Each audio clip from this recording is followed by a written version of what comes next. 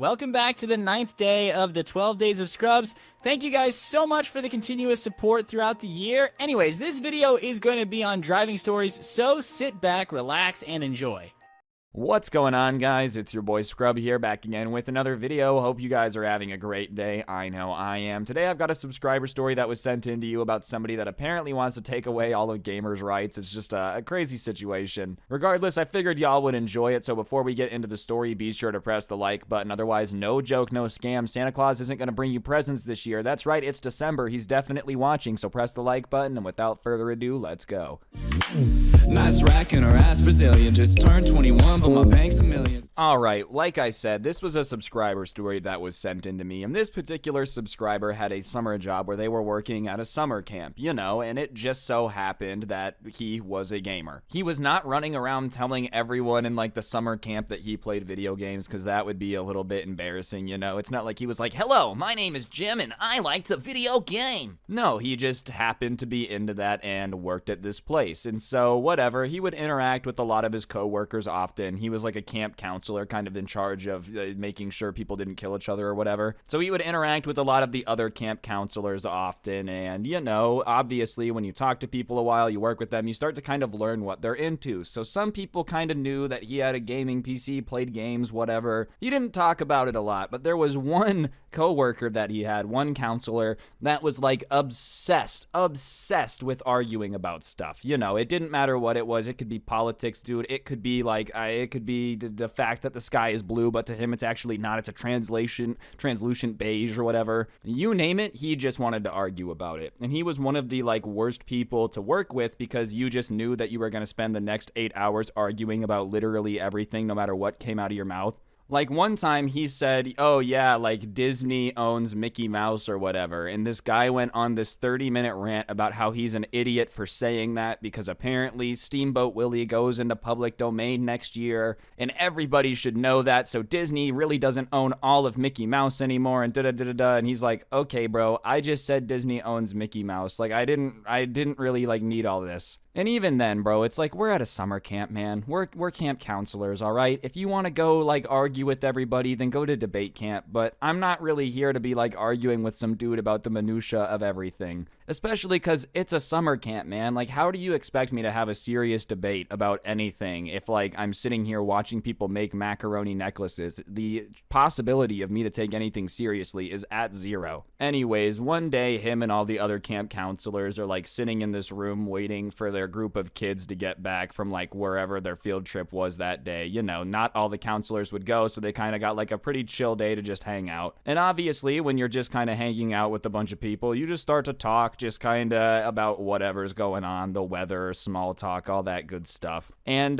you know, as everybody's talking, there's a little bit of the weather, there's a little bit of sports, there's a little bit of like just normal conversation that you're supposed to talk about. And then of course the kid shows up that just loves to argue about everything, and he's like, "All right, guys, I feel like this conversation's kind of moving in a boring direction, so I'm gonna spice it up a little bit. So, I'm gonna ask everyone, and I'm making everybody answer, what is your most controversial political opinion?" And obviously, nobody answers that. Cause listen, dude, you're at work, it's just not the time to be asking people for that one, and it's just also not the time to be talking about that too. Like, you're sitting next to all these coworkers, you know, it's just not the time to be spouting off about that stuff. And on top of it, it's just like a really boring thing to talk about. Like, it's just never gonna end well. I've never heard a group of people that don't know each other that well go, "Man, I sure am glad we talked about our most controversial opinions. I think the most of you now." So everybody just kind of sits there and stares at him. Nobody engages because they just understand that that's probably not a good idea. And so he's kind of annoyed that nobody answers his question. So he's like, "Well, fine. If you guys are too afraid to answer it, then I'll go first." And literally nobody is excited to hear this, but whatever. He just launches into this rant that everyone's kind of forced to listen to, because he's just talking very loudly about how, like,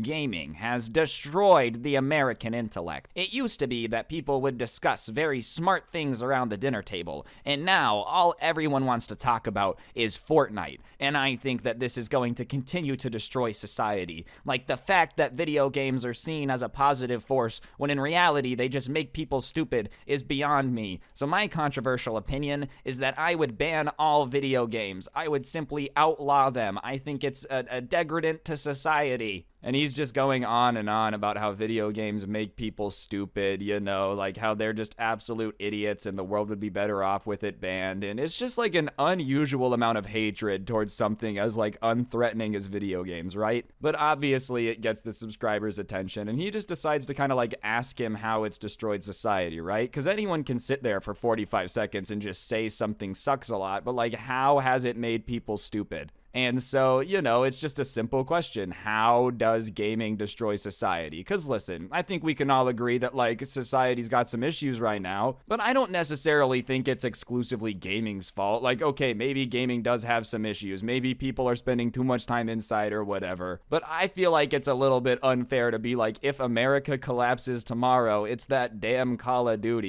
You know, it's just a stupid question. So he does ask the kid, like, how is that even possible? And he launches into this other tirade about how, like, so many kids today are stupid. They're so stupid. They have no problem-solving ability, and it's because of video games. Their corrupt ability to turn you into a sluggish zombie. And, like, you know, I'm not even saying that kids today aren't a little bit lazier, okay? Like, I feel like our generation is a little bit lazier than, like, people that had to work in sweatshops, yeah, because they had to go do that stuff when they were 8. But on top of that, man, I just don't really know if this is video games' fault that you feel like people don't have problem solving. If anything, I feel like a majority of video games are kind of, like, based around solving problems in the first place. But whatever, he's just ranting about how, like, it's all video games' fault that kids are stupid these days, and, you know, it's the society's gonna fall apart, and it's all because of video games. And like I said, I don't feel like it's fair to say every kid is stupid. Like, on average, is the TikTok generation a little dumber? I wouldn't even say that. I feel like the dumber people have gotten dumber, that's for sure. Like, the bottom 5% continuously just gets dumber, you know? But I feel like that's more the fault of, like, bad parents and, like, school not teaching people what they should be taught more than it is exclusively video games' fault. I mean, there's a bunch of kids out there that are definitely smarter than can be because of the internet having access to information, all that good stuff, right? But I feel like on top of that, obviously you might not have the best problem solving. You might not be the smartest kid in the world because there's an entire generation of kids, not all of them, but like there is definitely a couple thousand kids out there that were literally raised by an iPad just watching whatever the YouTube algorithm fed them. Yeah, okay, those kids definitely might be a little bit dumber, but I feel like it's unfair to just be like, it's all video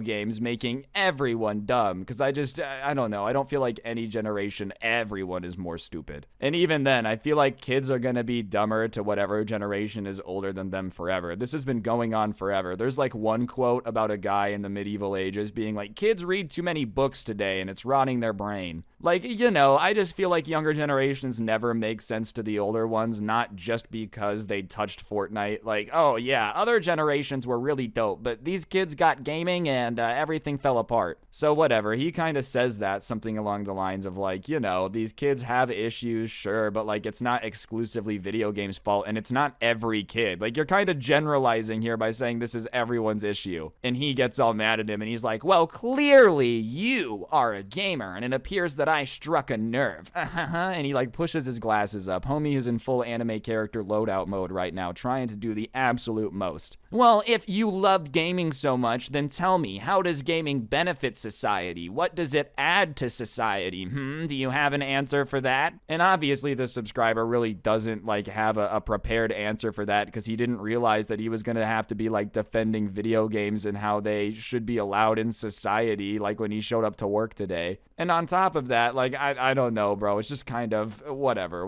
Like, it's just, it's a fair question if you're like in a debate, but you're just at work sitting here, dude. Like, you're just asking people to have all these prepared arguments. It's silly. But whatever. He's like, I just don't agree with banning it. I'm not saying it's the best thing to happen to society, but I just feel like banning it and saying that every one of our problems is going to get fixed is a little bit silly too. And then he kind of is like, I'm sure there's some benefits. There's the jobs. There's like, you know, the fact that I'm sure some people find it entertaining. He's like, he doesn't really know what to say to this, but he's like, I'm sure not everything about it is horrible and bad and just sucks the fun out of everything. Well, you see, that's the problem. You don't have an answer to me when I ask you how they benefit society because you're so focused on video games that you're not thinking about these issues. I don't do anything that doesn't benefit society, ever. Like, I don't have fun hobbies. Unless it benefits me or society, I don't do it. Which is kind of just, I mean, hey, man, good for you. Good for you for benefiting society. But I feel like it's okay to have some hobbies that maybe you just like. Like, not everything everybody does has to have some big, deep, elaborate reason that's going to change the world. Aren't you allowed to just like to play Sly Cooper?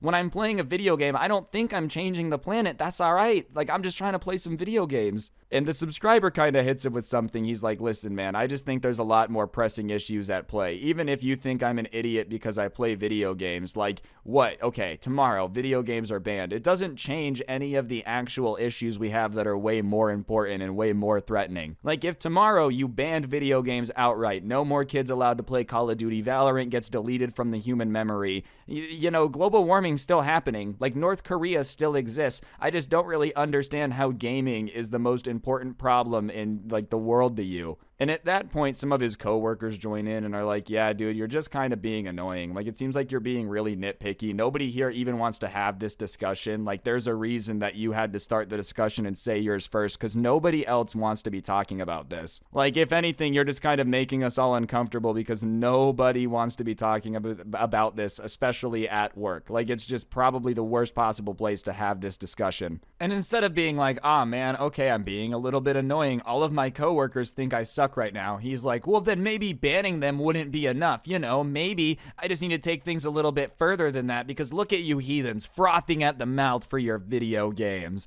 And everybody in the room's just getting confused. They're like, frothing at the mouths, bro. Like, we're just telling you it's annoying that you bring this up and argue with us all the time. And he's like, no, you guys are mad because I said that I want to ban video games. So maybe that's just not enough. Maybe a ban isn't enough to save society because look at how addicted you guys are. You're arguing with me when I'm just trying to do what's best for you. And now he's like trying to do the hero play. Like, I'm just trying to save you guys. Wah, wah, wah. And so everybody kind of bites the bait. They're like, all right, well, what else would you do then? If, you know, clearly we're just zombies frothing at the mouth over the idea of not being able to play our darn pixel machine. Like, we are literally going to become zombies, start taking chunks of flesh off people unless you don't ban video games. So what else is your plan? What else can you do? And he just starts to go on this rant, bro. He's like, we need a registry of everybody that plays video games over 8 hours a week. And we need to take away their health care. They don't need to be able to vote. We just need to basically make sure that these gamers can't contribute to society. Because if you're going to choose video games over society, then you just shouldn't be able to partake in it whatsoever. And everybody kind of looks at him like he's nuts because that's just nuts, right? They're like, you want to get rid of the right to vote and health care for everybody that plays video games. That's kind of nuts, man. Like, you know, if you hate video games, you think they suck to society, you think they'd be better off banning them, that's all you. The second you start being like, they suck so much to society that we shouldn't let them be a part of it, bro, I think everybody just kind of is not on your side for, like, any group. That's literally, like, not cool. That's the best way I could describe that, man. Like, what? You just want to, like, make sure that no one that plays video games can be a part of society? What?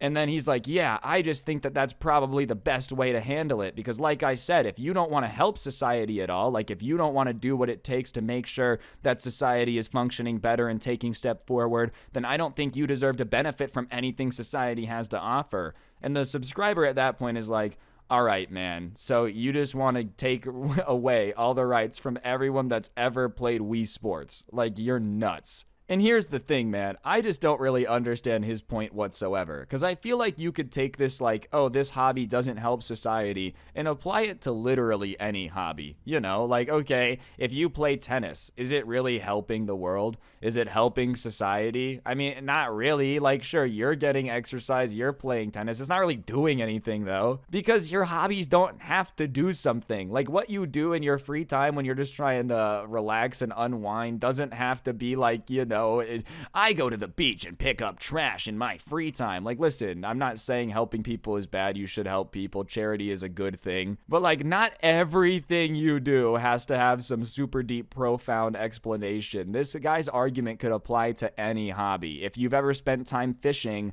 you're catching fish and not helping fix a broken road?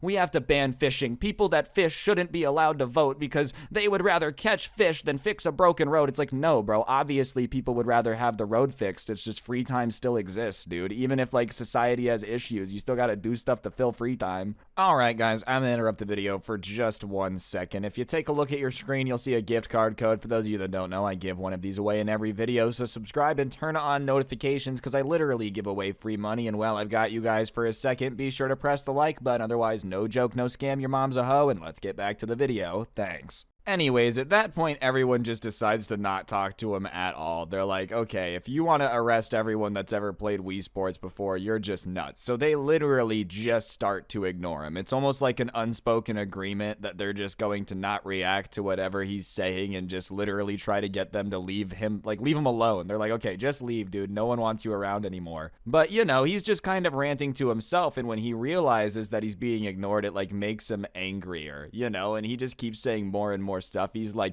yeah, and I think that if you've ever even bought a console before, then, like, you're a part of the people that are responsible for society breaking down too. So I think the parents that buy the game consoles also shouldn't be able to have any rights. And, like, no one's reacting, right? It's just not working because they know, they're like, this kid's just trying to say stuff to get us pissed off. And so he literally, like, moves to stand in front of them and just keeps, you know, going like, well, what about this? And what about this? And what about that? And he keeps moving in front of them, and they're trying to look away, and he keeps moving with their head. Like, as they're moving left, he's moving with them. And finally, the subscriber is like, dude, okay, we get it. You hate anything more than anyone. You hate stuff that's fun. You hate stuff that, like, doesn't contribute to society in any way. We get it. Can you relax? Like, can you please relax? Nobody cares. What do you mean I hate everything fun? You guys think that contributing to society isn't fun? There's no way that you guys can actually listen to what I said today and think that I hate fun. And he's like, bro, you literally told us that you want to send everyone that played Wii Sports to the gulag, and you think that we think you like to have fun? Like, you are an absolute nutter if you think that it's normal to want to send people that play video games to jail. Like, what are you talking about?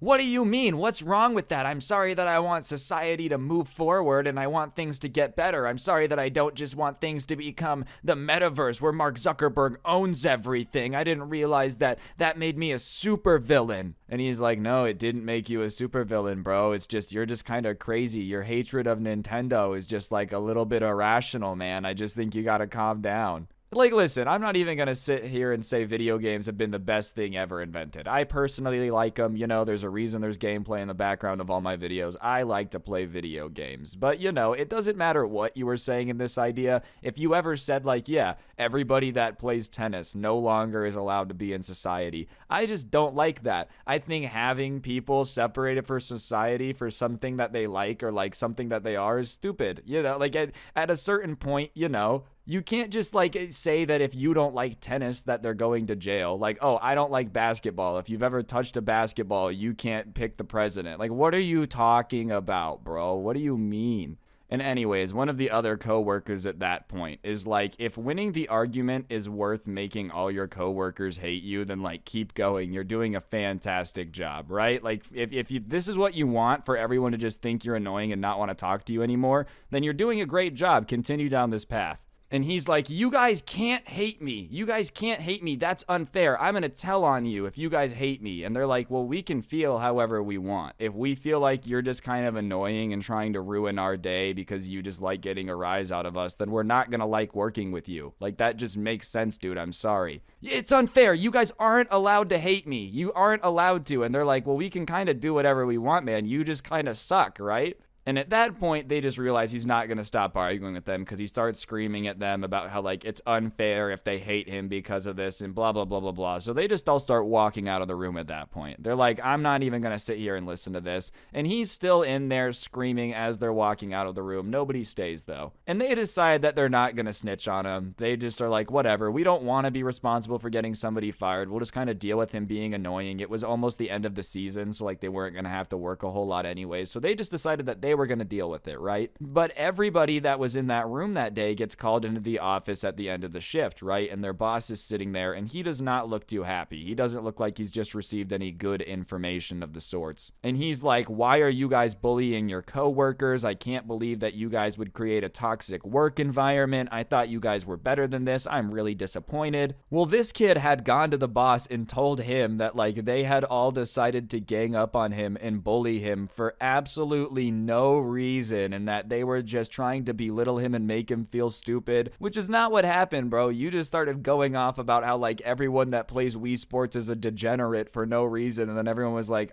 you're just kind of weird and scream a lot. So they kind of explained to the boss what happened, and obviously the boss believes them because, like, there's a lot of them. He made the mistake of trying to do the 1v, like, 15 approach, and when 15 people are like, yeah, that's not what happened, it's obvious that that's not what happened. So the boss at that point is like, all right, well, I've got to fire him now, because if he's gonna, like, be making all this up, making up these scenarios where he's being attacked by his coworkers, trying to get people fired, you know, then he's not a very good fit on the team, and chances are no one's gonna want to be on the team with them anymore. So at the end of the day, he tried to do the little 1-2 switcheroo and get everybody else in trouble. All he ended up doing was costing himself his own job in the process, and, like, they really were not gonna snitch on him. If he just would have shut up, he would have kept his job for the rest of the summer. This is probably, like, in his mind why he is justified to be a Karen. Like, you know how every superhero has an origin story? In this guy's mind, his coworkers bullied him for no reason because he was trying to explain why everyone who plays video games should be a felon. And he's like, and then they didn't like me anymore. And that's why every time I get to talk to a manager, I scream at them and belittle them as much as possible. Is this like the origin story for it? Regardless, I just really could not believe this story when it was sent to me. I thought it was nuts. I figured it would be something you guys enjoyed, but that's going to do it for the video. So if you did enjoy it, I would appreciate you taking a second to press the like button. Let me know in the comment section down below what you thought of the video. And if you really want to help me out, I'll go ahead and put a link to the intro song down below, along with a link to my podcast, The Scuffed Cast, or you could use code SCRUBBY at the G Fuel checkout. It's a great way to get a discount on G Fuel, the best energy drink for gamers,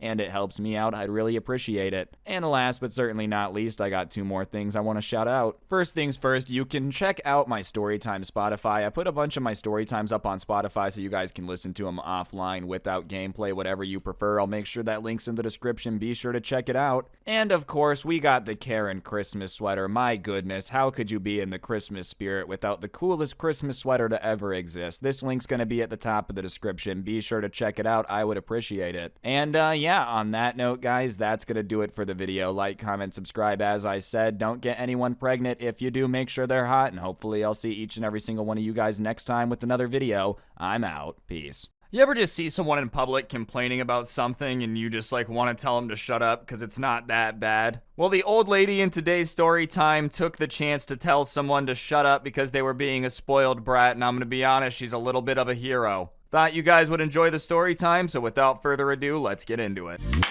Nice rack and her ass Brazilian. Just turned 21, but my bank's a million. What's going on, guys? It's your boy Scrub here, back again with another video. Hope you guys are having a great day. I know I am. Here is the comment of the day from yesterday's video. Today's story time is really good, though. It was sent in to me, and as soon as I saw the title, I was like, oh yeah, that's perfect for the channel. Grandma destroys spoiled kid. Basically, the person that sent this into me has to take the bus to work because they don't have a car, and yeah, it's not the ideal situation that they would love to be in, but at the end of the day, they're at work to earn money to get a car, and it's not that bad. Like, I feel like the bus gets a bad rap. I'm not saying it's the Taj Mahal, but at the same time, I wouldn't necessarily say, depending on the city you're in, that it's dangerous either. Like, if you've got a good metro system, if buses are actually helpful from getting to point A to point B, there's nothing wrong with that. And if you got to take the bus to work, you got to take the bus to work. On this particular day, though, he's trying to get to work, and the bus is late, which was very unusual. It wasn't common for the buses to never be on time, but everyone's kind of standing there and questioning where the bus is, and finally it pulls up, and the bus driver opens the door and is immediately super apologetic, saying that he had had an engine issue and the mechanic had to come out and fix it, and he's so sorry for being late, but it was not his intention. And everybody immediately calms down and reassures him that, like, it's okay, it's not that big of a deal, because he was super apologetic about it, and I highly doubt that the bus driver wanted to be late. It's not like it was his fault. I don't think he was throwing stuff into the engine trying to make it malfunction so he would be late. I don't think you would pick that.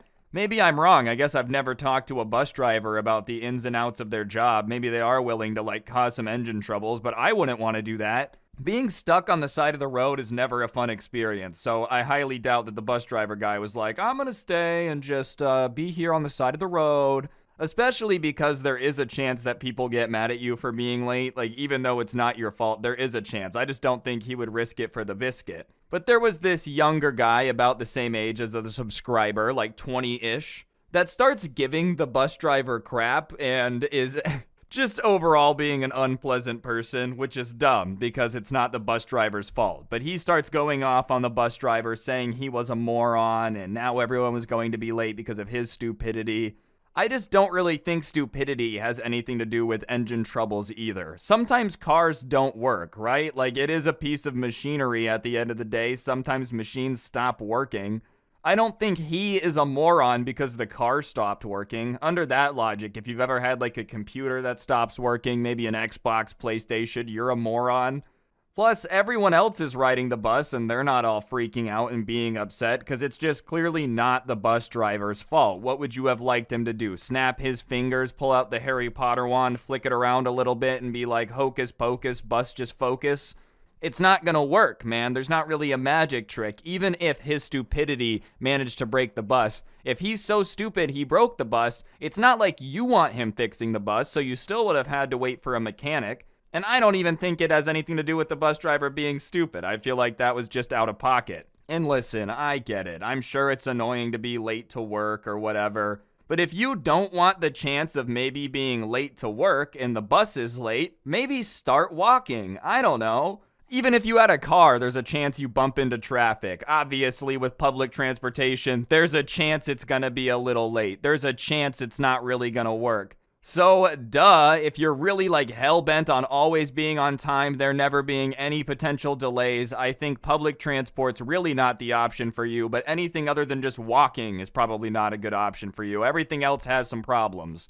And the bus driver's just kind of, like, staring at him while he's going off, not saying anything, because I think contractually in their job, they're probably not allowed to, like, argue back with people, but he's not going to dignify him and say, oh, you're right, I'm so sorry, and blow sunshine up him either. At least that's not in their contract. I feel like most places have realized the customer is always right was a very dangerous model and led to people thinking they can boss people around, so now you're just allowed to ignore people. But there's an old lady on the bus who's having absolutely none of it, so she gets involved and is like, hey, leave the bus driver alone. He obviously wouldn't break his bus on purpose. How about you just sit down and enjoy your bus ride and, like, stop harassing the poor guy? And everybody is just kind of not cheering the old lady on, but nodding their head like, yeah, all right, we all kind of agree with her. You should just leave the poor guy alone. And you would think being called out by an old lady would make this guy so embarrassed that he would just shut up and sit down.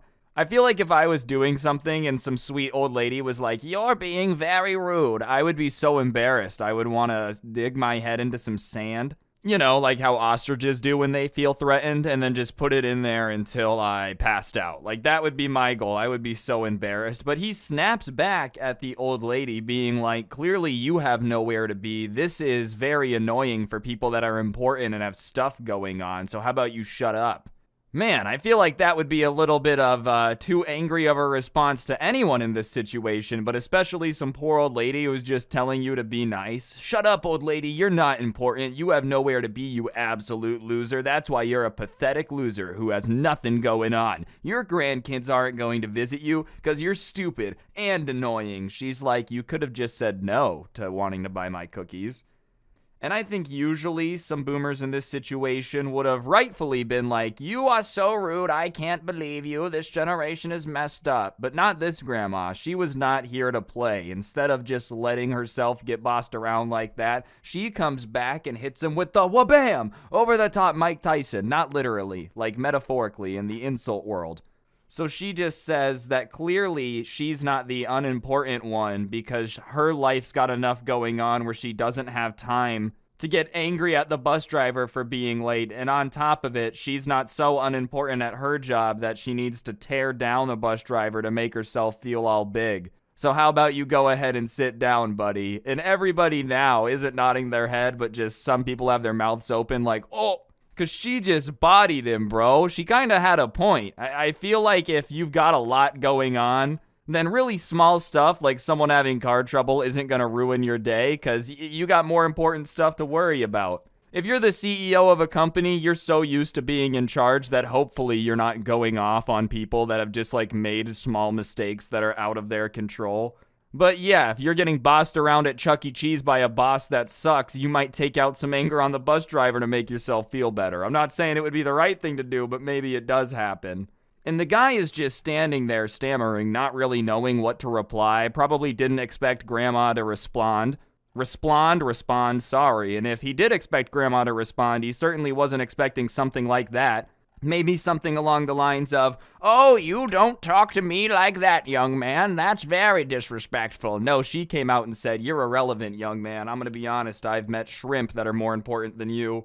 So he's stammering, not really knowing what to say back, just looking like an idiot. And so he replies with this. I don't know why he thought this would be a good comeback. Well, you're old. Like, yeah, dude, she's literally an old lady on the bus. That's just good observational skills. Ah ha ha, you have reached an old age. And she points that out to him too. She's like, wow, nothing gets past you, does it? Which is such a funny response to that. Somebody's like pointing out very obvious things about you. How about you shut your mouth? You have 2 legs. It's like, oh, wow, crazy. Wow, would you look at that? And then she hits him with the, I'll add it to your list. You're unimportant, dumb, but you're observant. I'll give you that much. And now everybody on the bus, like some people are starting to laugh. No one's trying to get involved. No one's yelling or anything. But the guy's standing there stammering, and the bus hasn't started moving yet. The door's still open, and he's like, you know what? I'm just gonna walk. I don't want to be on this bus. And gets off and starts jogging from the bus.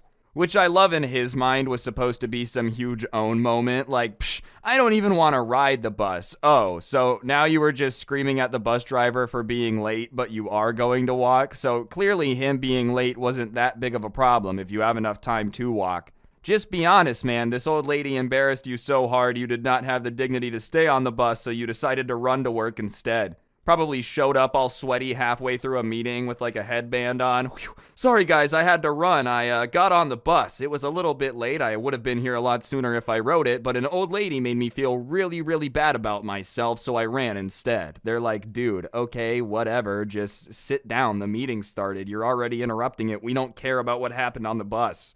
But to make things even funnier, as I said, the person who sent this to me is like always on the bus. They take it to work. And this guy does too. And he didn't go magically get a car. He still rides the bus. But because of how embarrassed he got on that day, every time he hops on the bus or interacts with the driver, he's like super shy and just keeps his head down, doesn't look at anyone, doesn't talk to anyone. Which has got to be rough, but at the same time, I would be that embarrassed too. Probably was sitting there, like, eating a sandwich for lunch at work that day. Oh, wow, yeah, I 100% did yell at an old lady. That was a little bit out of line. But man, what I will say is don't mess with Grandma. She was there to smack him down. And also just like don't mess with people that are trying to do their job and something unfortunate happens. Like if you were at an ice cream store and the ice cream machine broke, would you start screaming at that person until they started crying? Use the salt from your tears and make the ice cream by hand. No, you just wouldn't care. It's like kind of the same vibe. Imagine how you would want to be treated if you were having a bad day. Anyways, guys, I think that's going to do it for the video. Hopefully you enjoyed. I know this was a shorter one, but I've been grinding out the daily uploads, especially long ones recently. I've made like an hour and a half of videos in the last 3 days. Not 2 days, 3 days. So if you haven't checked those out, check those out. But if you've been appreciating the grind, I would love you guys pressing the like button, commenting down below, and subscribing if you're new, turning on those notifications. If you like these story times and you want to listen to the audio, I posted on Spotify, link down below. Along with that, you can find a link to the intro song. Feel free to check it out. And I've been doing a podcast over on my third channel, Scrubby. I actually just released an episode yesterday, so head on over there, check that out if you want. And on that note, that'll officially do it. Don't get anyone pregnant. If you do, make sure they're hot, and I'll see you guys next time. I'm out. Peace. What is going on, guys? It's your boy Scrub here, back again with another video. Hope you guys are having a great day. I know I am, and today I've got quite the story time for y'all I think you're going to enjoy about this freak out I witnessed when I was at the zoo a few months ago. Apparently this dude's kid is just an absolute god, knows way more about animals than like the guides that work there. Typical Karen parent stuff. Thought you guys would enjoy it. So before we get into it, be sure to press the like button, otherwise, no joke, no scam, you will be fed to a rhino for its dinner, a carnivorous rhino. And other than that, here's the comment of the day. Big thank you to everyone that's subscribed with notifications on and comments, and without further ado, let's get to the video. Alright, so a few friends and I decided to go on a little bit of a trip to a town that happens to have a very, very famous zoo in it, like a world famous zoo. And I'm not the world's biggest zoo fan, but at the same time, like when you're in the place that has a world famous zoo, you just want to go check it out. And so me and my friends go and we're like, all right, this'll be fun. And they had this bus tour thing that kind of took you around and showed you the different sections and some of the bigger animals, but we just decided to hop on and see what it had to offer. And we had decided to go on a Saturday, which was probably not the best idea because we're getting crammed into this bus like sardines, shoulder to shoulder. They're just like, get in the bus as fast as you can, guys. Either way, we get on and the guide starts doing their speech that they do before you get going on the tour. You know, don't feed the animals, don't antagonize them, that type of stuff. Everything was pretty standard, nothing that would make you go, huh, that's weird. Obviously, a rhino is not supposed to eat animal crackers. No one is gonna argue with them, except for one gentleman who apparently decides that he's got some questions and raises his hand. And it's him, his wife, and his 2 kids, and they're all wearing matching clothes, and I'm not even talking about in the like family reunion way where everyone's wearing the same shirt so you can tell who's who. I'm talking about like the matching polo shirt, plaid short vibe, all 4 of them wearing the exact same clothes.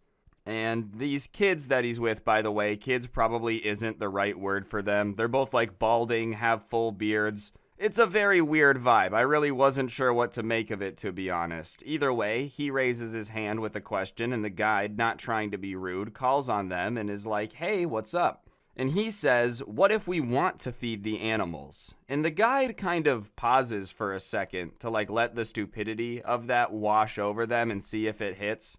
Because believe it or not, it doesn't really matter if you want to feed the animals. The rule is that you can't. Obviously, everyone would want to feed the animals if like they just could because they wanted to. They're not supposed to eat human food. And no, the zookeeper is not about to make some like exception just for you because you guys really want to feed the animals. And so the guide explains that like, no, unfortunately, human food isn't really good for their digestive system, so we're not going to feed them any human food. I'm so sorry. And you would think that you'd be like, okay, well, you're the expert, so I'm gonna shut up now. Well, no, the older man starts to like argue with the zookeeper, saying that his son said it wouldn't be a big deal. And then one of the balding guys with the matching polo shirt stands up and starts talking about how he went to college, not for animals, for art, but still, animals were something that he was really interested in, so he knows a thing or two. And it takes him like 5 minutes to explain all that. And when he gets to the end of his explanation, the guide, not really knowing what's going on or what to do, just laughs a little bit because the situation is just bizarre. Like, imagine you went to school for animals and then some dude hops on the bus and is like, yeah, I went to accounting school, but I know more than you. So whatever, after the guide laughs, they decide to explain that they went to school for working with animals, so therefore they know a little bit more about the subject and they can confirm that they can't eat human food. Which made me and my friends laugh because we were like, yeah, you don't even need a degree to figure that one out. Like, taking the time to explain to these people that they can't eat human food and using your degree to back it up, like, has to be one of the most frustrating ways they've ever used that degree before.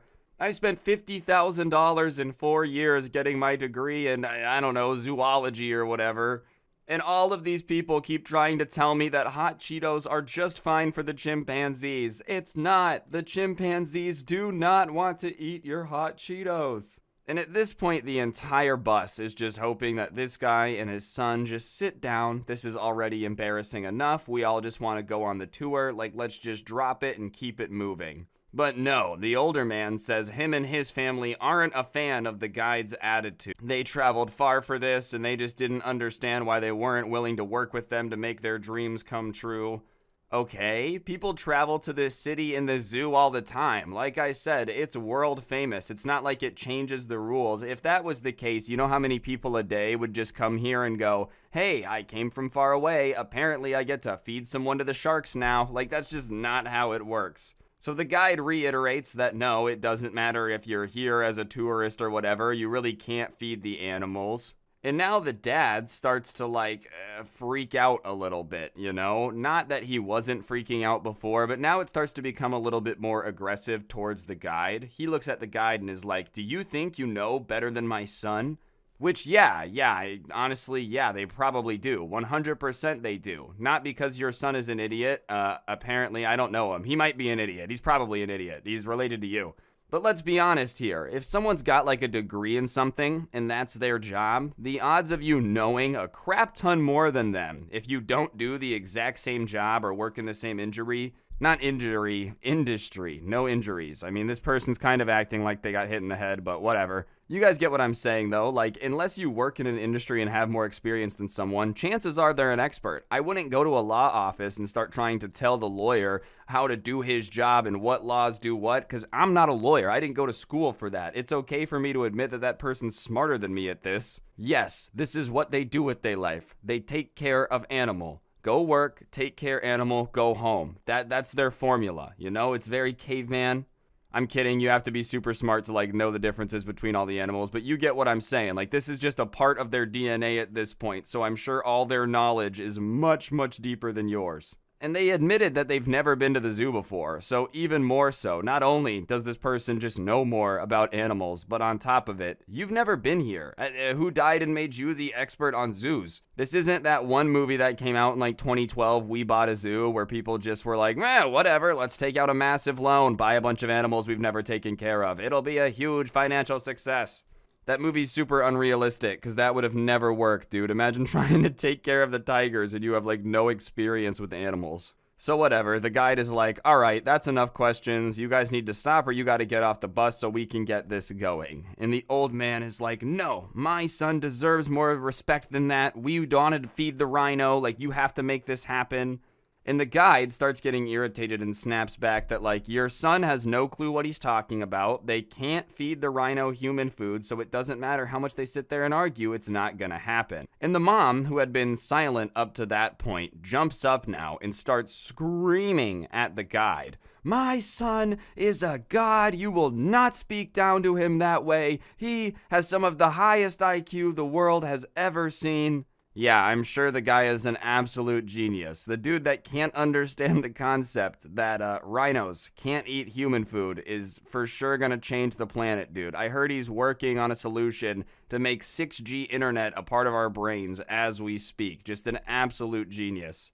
And then the guide is like, all right, you guys got to get off the bus. I'm not going to be spoken to like that. And the mom starts trying to stage a protest, being like, we're not going to go anywhere until you take us to the rhinos. And then starts trying to get people to join in and chant rhinos. But no one's joining in, because no one thinks you're in the right, dude. Like, this isn't your Disney movie moment. No one is sitting around like, man, the way you guys are really tearing into this guy who's just trying to do his job is awesome. I want to go with these people to the Rhino. No, everyone's uncomfortable. And my friends and I are just like over it at this point. We don't really want to sit here and see how the rest of this ends up. It's pretty cringe. So we get off the bus. And the second we get off the bus and start just walking in a random direction to go look at some animals or something, we're confused because there's like a huge stream of security guards jogging at a pretty solid pace towards this bus. So I don't know who had called, and I didn't realize that the zoo was going to have like CIA level response times, but it looked like half the hostage rescue team was on their way to go help everybody on the bus to get away from this family that apparently wanted to hijack the bus and go feed the rhinos animal crackers. Who put that idea in their head? I love that 4 adults put their brains together and like really convinced themselves that they were going to go to the zoo, feed rhinos animal crackers, and if anyone gave them any trouble, they would just go, hey, we're from out of town. Like, that just automatically excuses all behavior. I'm gonna save that one. Apparently you can rob a bank. Hey, don't get mad at me for robbing the bank. I'm from out of town. How was I supposed to know bank robbery is illegal in this state? I got a lot more stories for today's video, but if you enjoyed the first one, I'd really appreciate you taking a second to press the like button and comment down below, and let's get into the next story. Alright, so this next story time was sent in to me by a guy who's in a college night class, and because it's a night class, a lot of the students tend to be like more adults, people with jobs going back to school. There's a lot less people that are in college for the first time. And, you know, because the class is just a little bit older, it's almost like they gave them the professor that's a little tougher in a weird way. I don't know if that's true. That's what even the person that sent this to me was like, that's what it seems like, because this particular teacher was not a fan of retakes. He was not a fan of like goofing off. Very to the business, this is what we're going to do, this is what we're going to get done. And because of that, grades were pretty final, so it was important that you like paid attention and took a quiz seriously when he gave it to you, because you were never going to be able to retake it. And there was one guy who couldn't have been much older than like 20, 21, and he was in the class and he never took anything seriously because he was always talking about how there was like some school policy for retakes or whatever, so he was just going to retake the test and study up before he got to retake them. And near the end of class one day, he raises his hand and goes, hey, can I retake all the tests from this quarter? Every single one. And the professor is like, 1, I don't do retakes, and no, I'm not going to let you basically redo the entire class. That would take forever. Those are just my rules. No. But the guy is really, really not happy with that answer, and he starts begging, like not in a cool way, but in an almost pathetic way. Please, please, please let me retake it. Please, please, please, please, please. And the professor is like, no, I'm not going to let you retake it. I'm sorry. Those are the rules of my classroom. If you don't like it, then you're more than welcome to go complain to the school. But it is what it is, and I'm especially not going to let you redo the entire class. And that is more than fair to me. Not letting anyone retake anything. If somebody was like, look, I really did bad on one test, I've studied up a lot on the subject, I'd really like another chance, that's one thing. That's a good time to let someone retake a test. If somebody has failed every quiz and then like 2 days before the year ends goes, hey, can I retake everything? No. Like, no, bro, are you kidding me? No, that's too much work for them. You know how much time it's going to take to grade all those tests? Either way, when the professor says no, this kid like pushes up his glasses anime style. You know when someone messed up and just accepted a challenge? And he says, I thought you'd say that. And then he does like a whistle, almost like he's calling a horse from Red Dead Redemption. And the door swings open and this woman walks in and like puts her hands on her hips in the most Karen pose you could possibly imagine. Just imagine the pose you would see before your manager gets called over and you both get screamed at. Just imagine the pose you would see before somebody starts yelling at you on Halloween for knocking on their door and asking for candy. And she opens up to the professor, why won't you let my son redo the tests? And everyone's like, bro, this guy brought his mom to argue with his college professor? And also, was she just standing in the hall? Like, did they have this entire thing reveal, like, planned, you know? I'm gonna go in and start the argument, ask to retake the test. If he says no, I'm gonna whistle. And that means that you come in all guns blazing, being like, yo, what up? I'm his mom, let him retake the test. Why would they care? This is not high school, buddy. Like, you're in college. Your professor's not gonna care that you brought your mom to make him try to make you retake the tests. He doesn't care. If anything, it's gonna give him more joy to tell you no now because your mom's coming in and, like, trying to make a scene with you. He really whistled too, summoning his red dead horse, but it's just a Karen to fight instead. He's like, boy, you made a mistake. I'm gonna get the manager now. Get me the manager at once. She just comes like running around the corner, dude. What a weird situation. But whatever, the professor doesn't really seem that bothered because why would he be? And he looks at his mom and says, yeah, I don't do retakes. Sorry about that, but it's not gonna happen. And she says, I'm his mother, like I want him to be able to retake the test. And the professor goes, okay, well, I don't do retakes, like just repeats himself. And you can tell she's getting frustrated, like she's not used to people being like, no, I'm not gonna do what you want me to do. So she folds her arms and says, you have to. And the professor's like, no, I'm not going to. Now, if you could please get out of my class, that'd be great, because you're interrupting. Yeah, class was almost over, but they were still learning stuff, and all of a sudden she bursts in the door all like, let my son retake the test, otherwise there will be consequences! If I was this dude, I just wouldn't want my mom to come in and fight my battles for me. Like, I feel like it's not giving the impression you want it to anyone in the class or your teachers or whatever, to just call your mom in to argue with someone because you don't know how to argue for yourself. How are you ever gonna have, like, you know, the ability to go into your boss's office and ask for a raise? How are you ever gonna have the ability to walk into a job interview with confidence if you can't even convince your teacher to let you retake some tests without having to have your mom in the hallway like some type of weird family tree backup plan? Keeping your mom a little too close, buddy. Imagine he just does this at work. He just brings his mom, hey mom, I just finished this spreadsheet. Will you look over it for me before I send it in? Well, Karen isn't gonna back down, and so she's like, I'm not gonna go anywhere until you let him retake these tests. And so the professor, realizing that class only has a little bit of time left, and she's probably not gonna leave because she seems pretty stubborn, says, all right, well, class dismissed, everyone have a great weekend. And starts packing up his stuff. And the Karen is shocked. She can't believe that she just did that. And she's like, what do you mean? This isn't over yet. And the professor says, yeah, it is. I just dismissed the class. We're all gonna go home and have a good weekend. I hope you do too. And he picks up his little bag with his laptop in it and just walks out. And so everybody is literally like laughing at the situation. The Karen and her son are all embarrassed. He's definitely not going to be able to retake the test. And then everyone else starts walking out. Like, all right, the professor's gone. We're out of there. But those two stayed there and were like the last two people to leave. Probably because it took them that long to figure out what just happened. I don't think he got to retake his test, but I'm going to give the professor some huge credit. I'm not leaving until you let him retake the test. All right, well, class dismissed. Bye, I'm going home. All right, guys, on screen now is a gift card code. I give one of these away in every video to say thank you to everyone that subscribed with notifications on. So if you haven't already subscribed, turn on those notifications. If you already got them on, you're an absolute legend, and press the like button, and let's get into the next story.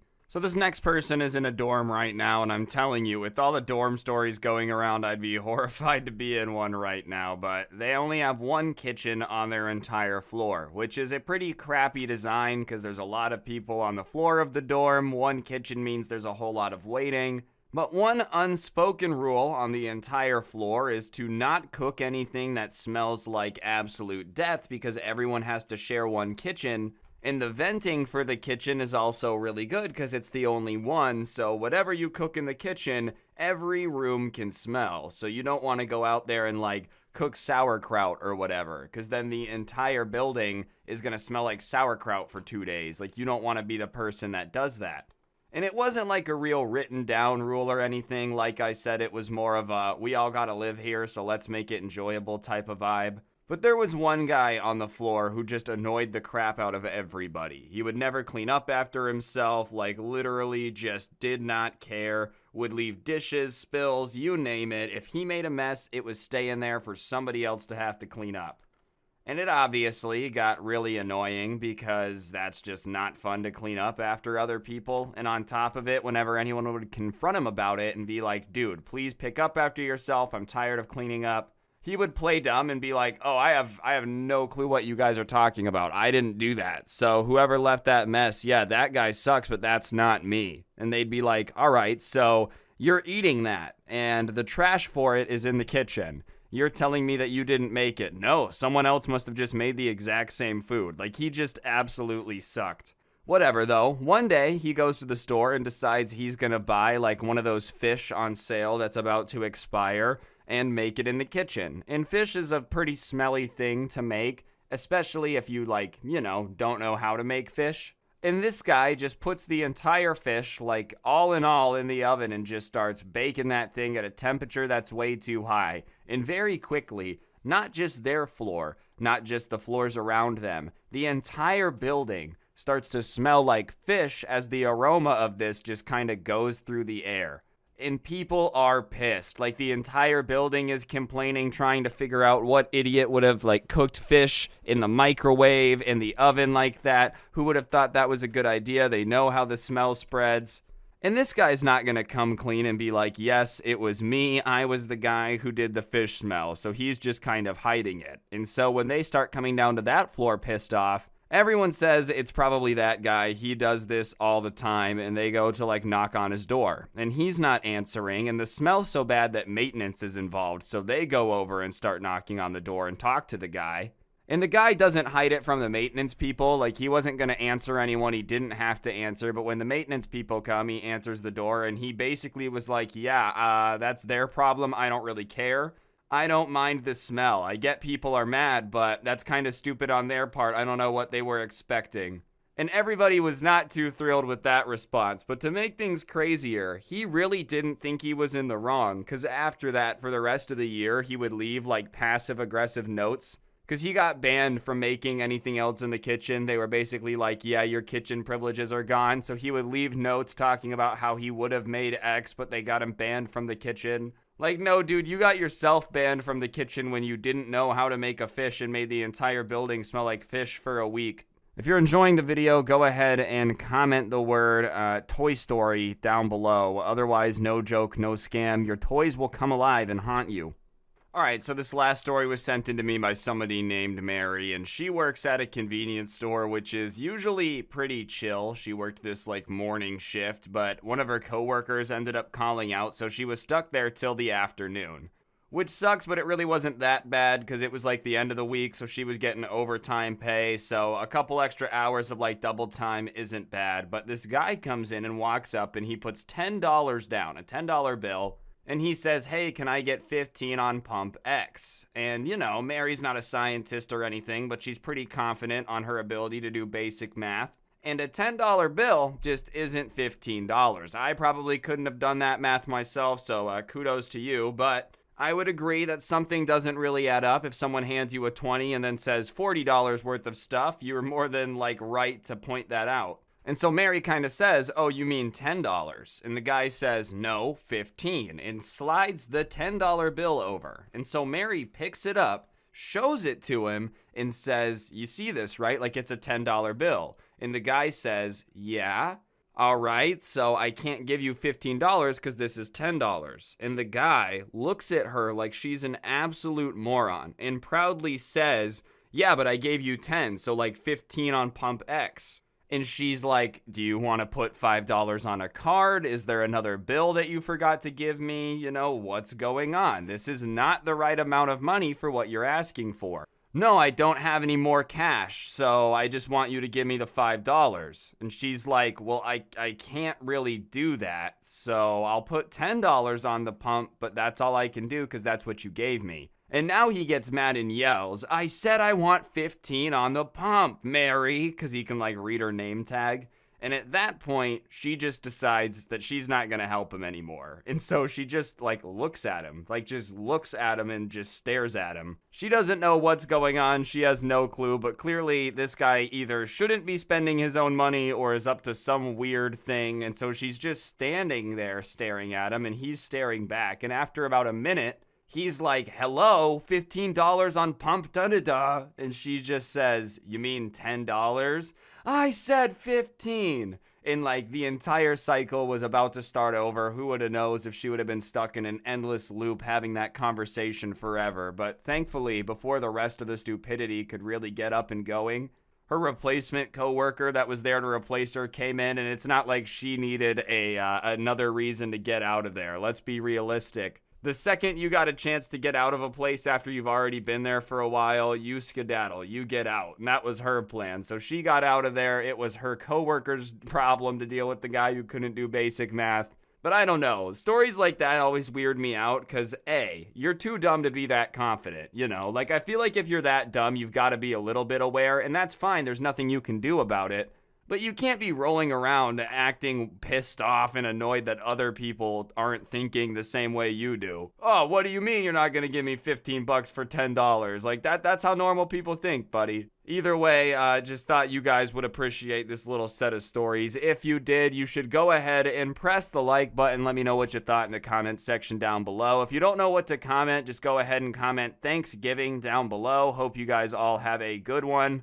If you want to listen to these, but like want to listen to the audio version, you can go ahead and give it a listen. I posted on Spotify, Apple Podcasts, all that stuff, link down below. And if you really want something cool to celebrate the Christmas season, there is the Karen Christmas sweater. I will put the link in the pinned comment down below, but you can check that out. And yeah, on that note, guys, 12 days of Scrubs is quickly approaching. Hope you guys are all ready for that. Don't get anyone pregnant. If you do, make sure they're hot. And hopefully, I will see each and every single one of you guys next time with another video. I'm out. Peace. What's going on, guys? It's your boy Scrub here, back again with another video. Hope you guys are having a great day. I know I am. And today, ladies and gentlemen, I've got a pretty funny story that was sent in to me about another roommate.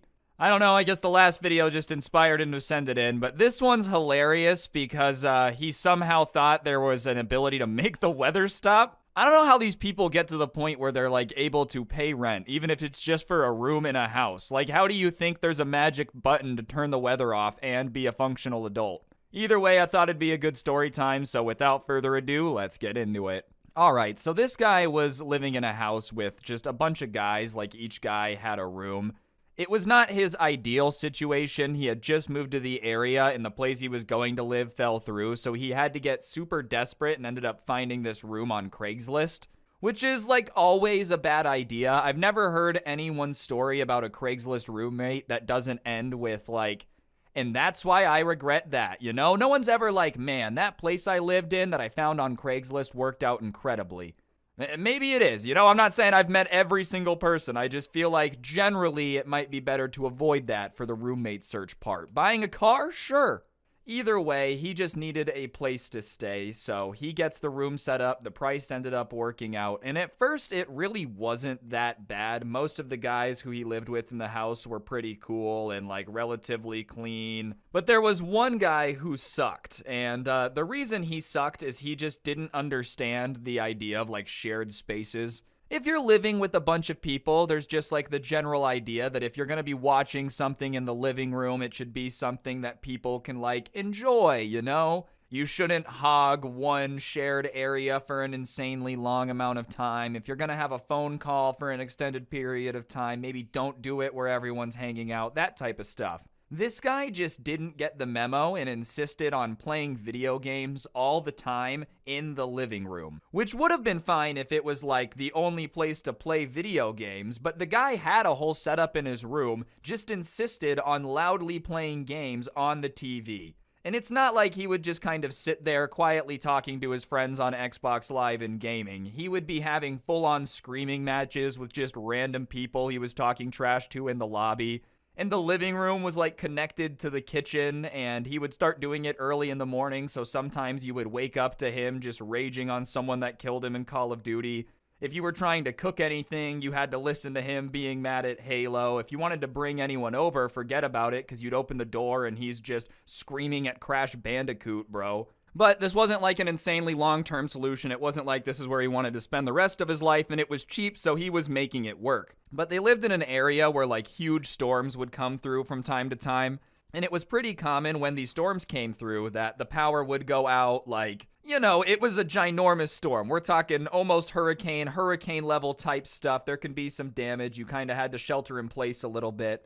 And it happened that this weekend there was going to be a huge storm coming through. So the house got together and decided, just to be safe, they should get some supplies, get ready to shelter in place.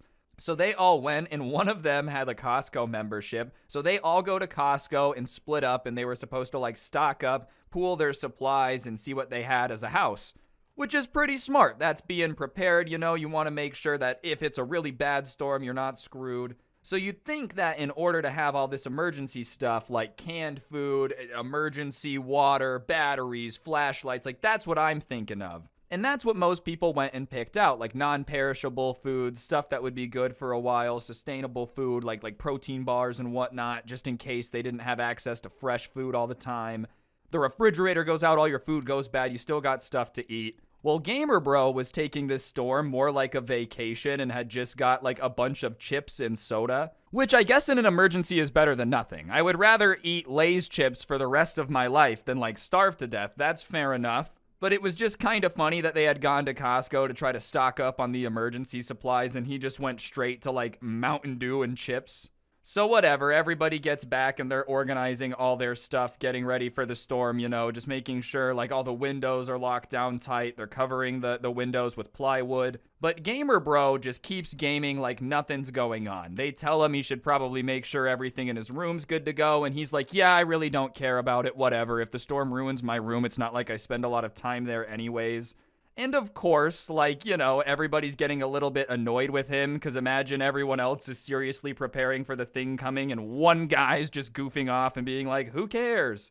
And keep in mind, it's dumb to be getting into video games right now because there's a 90% chance the power's going to go out. So if you're really sitting down for a gaming marathon, you're going to be pleasantly surprised, or unpleasantly surprised, I should say, when nature makes the power no worky anymore. And of course, the storm starts to pick up a bit and everybody's just kind of sitting next to him in the living room. He's playing video games and they're just kind of like sitting there quietly. And it was like as the storm got angrier outside, you know, as the wind gets angrier, more and more stuff slapping up against the side of the house, he gets angrier at the game. He's screaming at everybody. The connection's bad. He's getting pissed off because he's lagging, you know. Oh, why am I lagging? Because there's a hurricane outside. But whatever, he's getting pretty angry, and all of a sudden, in the middle of one of his raging scream fests at someone else in his lobby, the power goes out. And if you've ever been in a house where the power's gone out, you know what it looks like. Everything turns off. It's really obvious. In fact, if you've never been in a house where the power goes out, you can probably imagine it right here. I'm going to show you guys how to imagine the power goes out. Close your eyes. There you go. That's what it looks like when the power goes out. So whatever, it's really obvious to everyone what's going on, that there's a power outage caused by the storm, but this guy downstairs starts freaking out, screaming, what happened to my game? Where did my game go? Why'd the TV turn off? Why'd the Xbox turn off? It was almost as if he just couldn't compute that there's a ginormous storm outside, and sometimes when there's ginormous storms, you lose power.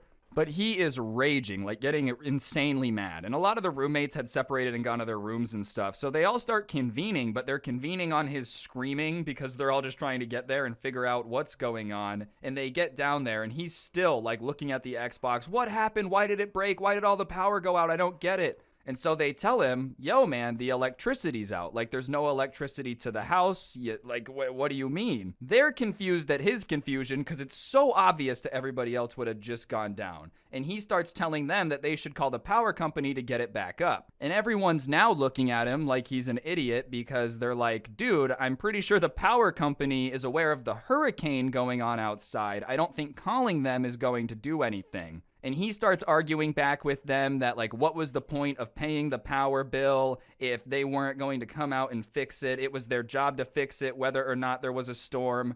And they're not believing his entitlement. He really thinks that the power company workers in the middle of the hurricane shouldn't be prioritizing, you know, keeping the hospital online, making sure the fire department keeps their power. No, he wanted a team out there stat to fix their power so he could keep playing his video games. That was what mattered more than anything. So they're trying to like explain to him why that's A, stupid, and B, just not going to happen. Even if you really want them to do it, you can call the power company all day. If you said, I don't care that there's a hurricane, get someone out here to fix it, they would laugh at you, if anyone answered. I highly doubt that there's a bunch of people just chilling in the call center during the hurricane like, wow, this stuff's crazy outside, huh, Bob? Sure, I'm glad I'm here and not with my family. And so they say that it's like caused by the weather. And now he starts getting angry at the weather. His anger at the power company is being replaced now at the sky. And he starts asking his roommates questions that don't make any sense. He's like, well, why would the weather do that? I don't know, man. High pressure system, low pressure system, whatever. Like, I don't know why there's storms and why it does this. Like, what did you want them to say? Oh, hey, let me go contact it real quick. Just like go outside and start yelling at it. And one of them sarcastically said, I don't know why the weather does this. Go ask the rain. And to most people, that would be an obvious joke. But this guy apparently thought that if he went out there and started yelling at the sky, that it was just going to open up and start talking back. Everyone's kind of laughing at him as he's like looking out of the backslider going, why are you doing this? Why are you doing this? And he realizes that it wasn't serious, that he wasn't supposed to go actually ask the rain. And everyone's laughing at him because, I mean, it's just an obvious joke. Like if you said, hey, go talk to the wall and see what it says, and then they went to talk to the wall, you'd probably laugh a little bit. Except now he's mad that they're laughing at him. He starts yelling at them, being like, you guys are such bad roommates. Can't you tell how mad I am that I can't play my game? You guys don't even care. You're not doing anything to get the power back on. Which, whatever. I get being upset that your roommates were laughing at you, but what do you mean they're bad roommates because they're not doing anything to get the power back on? There's a storm causing a power outage. There's nothing your roommates can do. Like, even if you had a power generator, the internet's probably still out for the entire area. And so they start asking him, like, how are we bad roommates? And he just keeps using the power outage of an example, and they start asking him, like, oh, we're bad roommates because we can't control the weather? And he, finally, after being asked over and over again, like, are you really blaming us for the weather, decides to go with it instead of backing down, is like, yeah, I am blaming you for the weather. Like, I don't know why you guys can't just go make the weather stop. You don't know why they can't go make the weather stop. I can give you a few reasons, actually, and the first one is the simplest. They're not wizards. I don't know what's up with people thinking that everyone was going to Hogwarts. I think that, like, contaminated people's brains. They think magic's just floating around, dude. I feel like if the best scientists on the planet were able to prevent hurricanes, then they would. Very obviously, there's not much we can do about it. What, you think your roommates have the secret to stopping storms? That means that stopping a storm is so easy that, like, 5 guys could do it. If it's that easy to stop a storm and the government's just letting it happen, we've got some bigger issues at hand. Could you imagine? This guy's like, just go tell the storm to stop. We never thought of that. They go outside. Hey, storm, stop. It just stops. Well, we never thought of that. No one thought to ask the hurricane to stop? I don't know, man. I just don't really understand what he expected them to do. Go make the weather stop? And so they start laughing at him, even suggesting that they could make the weather stop. But he's being 100% serious. He's like, I wasn't born and raised here, but you guys were, so you should know how to do something to mitigate the weather. I don't think it's an experience thing, bro. It's not like a skill that unlocks at a certain level like it's a video game. Dude, I'm only level 8 Florida. You guys are like level 12. At level 11, you should have access to hurricane denial attack. Like that, it's not a video game, bro. I don't think there's anything that anyone can do about a storm. And so the argument's getting more and more heated because he's demanding they go out there and try to like fight the storm. Just Pierre, hold my beer while I go try to fight a freak of nature storm. Like, oh, I got it, man. Don't sweat it.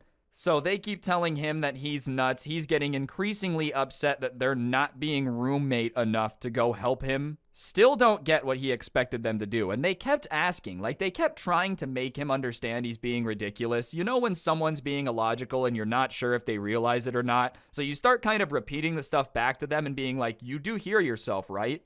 And he's hearing himself, but he just doesn't care. And so finally, after enough of a back and forth, he's like, well, if you guys aren't going to go out there and do something about the storm, then I guess I'm going to go do it myself. And he gets up and starts walking towards the back door again. And before, he had just kind of like opened it a crack and yelled outside. But when he says, fine, he's going to go do it himself, they're like, okay, Thanos, go for it. You know, you think you're going to be able to go out there and take care of this? By all means, be our guest. And so he opens the door, this time way further. And it was the only part of the house that they hadn't like put a plywood sheet on because it was supposed to be like a storm-proof door. And the second he opens it, it's evident that the storm's gotten a lot worse because it's like a torrential downpour. It's almost like someone's pointing a fire hose at the back door. There's just so much water coming through in like the way of rain. And so this water's flooding in, and he looks outside for a few seconds as this rain's just smacking him. The floor's getting wet. and then closes the door, turns around, and is like, you know what? I don't feel like this is my responsibility. I am totally brave enough to go out there and do that, but I think it's something that you guys should do. So that's on you. But like, I'm not afraid. I'm not afraid to go out there. I just think that you guys should. Let's be honest. He opened the door, saw the storm, and was like, okay, they were probably right. This isn't gonna work. But he was too ashamed to admit it, so he starts trying to twist it into like, I totally could, but I feel like I'm gonna leave that to you guys to prove you're a good friend. And they weren't jumping at the bit. Believe it or not, walking outside in a hurricane is not on a lot of people's bucket lists. So the argument ends, everybody kind of ends up going back to their room, and like the rest of that night, there's not power, but sometime early in the morning, the power comes back on, and it's like, you know, when they get the power going again, but it's still, there's stuff all over the street. They got to clean up a bit. It's kind of that stage of what was going on. The worst of it was over, though. And what was really interesting is the fact that the power had come on, but they hadn't been awoken to him screaming at his video game. It was almost like he was too ashamed to go down and enjoy the power once it had come back on. And everyone thought to themselves, like, wow, this might actually be a change here. He might actually realize that, like, there's nothing we could do. He might be embarrassed. This might change the way he acts. And everyone was a little bit optimistic he would stop gaming so much in the living room and being just a rage monster. So after a few more days of him just, like, really avoiding them, not having anything to do with them, they end up going back to work. And instead of, like, hiding to take the chance to apologize or, you know, maybe thinking about it and changing anything, he just ends up going back to the living room like everything is normal once everyone had been at work. And when they come home, he was just so absorbed in his video game, he went back to normal, raging the entire time and just freaking out. And he just straight up, like, did not want to mention it ever again. He really thought that he was just going to go back to playing video games for like 9 hours a day in the living room after all of that, and no one was ever going to mention it. And inevitably, when everyone was hanging out in the living room, one of them made a joke about it to him. And this guy's response wasn't to be like, yeah, okay, I was a little emotional and scared because of the hurricane. Like, whatever. I've never been in a hurricane. I'd probably be freaking out. I probably would not be very fun to be with. I'll keep it $1.50. But instead of apologizing and being like, that was a little bit ridiculous, he decides to just pretend that none of it ever happened and he had no clue what anyone was talking about. And he's like, I don't know what you're talking about. That didn't happen. And it's not like everybody in the house was very passionate about it, but the second he was like, that never happened, they were like, dude, that definitely happened. Like, you definitely freaked out and told us to go stop the hurricane. And he's like, dude, you're expecting me to believe that I was dumb enough to tell you to go and fight a hurricane? I know that's ridiculous. And they're like, yeah, we know that's ridiculous, but you 100% did it. I don't know what his thought was here. They 100% remembered that. That's not something that they would just make up on the spot. Like, that's some real creativity if they did just make that up. And you're going to try to convince your roommates that they had just some mass psychosis. It's not like one person misremembering something. You're going to try to convince like 5 people that they remembered something that they definitely remember. Good luck with that. Thankfully, it wasn't his living situation for much longer. Like a month after this situation, he ended up moving in with somebody that he met at work that he had like a lot more in common with, and they still are roommates to this day. But yeah, for a little bit when he was living in the Craigslist house, there was a dude who was so addicted to video games, he expected his roommates to go out there and fight a hurricane so he could keep the gaming a-going. It's a little bit too much dedication to the grind, in my opinion. I love video games, but I'm not trying to like fight a natural disaster for it. If there's an earthquake, I'm abandoning the PC. I'm not going to be like, halt, you will not come in here. I still love the idea that in this guy's mind, he's like, no, scientists can stop the hurricane. They just don't really care to. Like, they could just go tell it to stop, but they don't want to. You know, they love the damage for some reason. But yeah, anyways, guys, I think that's going to do it for the video. Hopefully you enjoyed. I know this one was a little bit shorter, but if you did enjoy it, be sure to press the like button. Let me know in the comments section down below what you thought. And of course, subscribe if you're new and turn on those notifications. If you like the story times, but you'd rather listen offline or like the audio only, I do post them on Spotify, link down below. Feel free to go check that out. And yeah, on that note, I think that'll do it. Don't get anyone pregnant. If you do, make sure they're hot. And hopefully I will see each and every single one of you guys next time with another video. I'm out. Peace.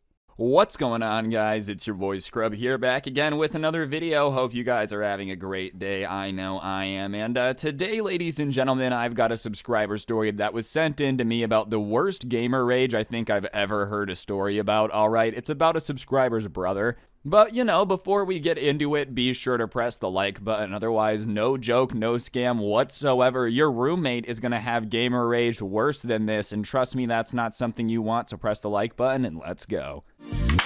Nice rack and her ass Brazilian. Just turned 21, but my bank's $1 million. Alright, I guess sometimes siblings really don't get along. Me and my brother get along alright, so I can't really relate to this, but I guess the subscriber that sent this in had a twin brother that was basically the equivalent of like an evil twin from a cartoon. His brother was just the exact opposite of him. The person who sent this in likes to consider themselves kind of friendly, kind of nice, and their twin brother was literally like a demon spawn. He was mean to literally everybody, like to the point where he would just pull kids' hair when they were younger for no reason. He never ever was nice to anyone. He would like fight his parents over everything. One time his mom made green beans for dinner and his brother doesn't like green beans, and instead of just not eating them, he decided that he was going to flip over the pan of food and be like, I'm not eating this garbage. On top of that, he was super addicted to video games, which, hey, no harm, no foul, I am too. But instead of like getting a job to fund his habit, he just ended up stealing his parents' credit card and spent $7,000 on like different games, different DLC, weapon skins, all that stuff. And when he got caught, he was kind of like, whatever, like you should have bought the skins for me when I asked and I wouldn't have had to steal them. So that was kind of what his twin brother was like, just the type of guy who was the exact opposite of him. He did end up repaying his parents. It took him a year to like eventually pay them back, but regardless, he did do that. But the entire time that he was paying them back, he just became more and more addicted to video games. And I understand that a lot of people would be like, no, that's not possible. It is. I'm not saying it's common. This is very uncommon. I want to make that clear. But this guy's brother, like definitely went too hard. If you're spending $7,000 on weapon skins that you don't have, like you're just taking mom's credit card and buying weapon skins, you're probably addicted. If you haven't left your room in 3 months because you're just playing this one game over and over again, you're probably addicted.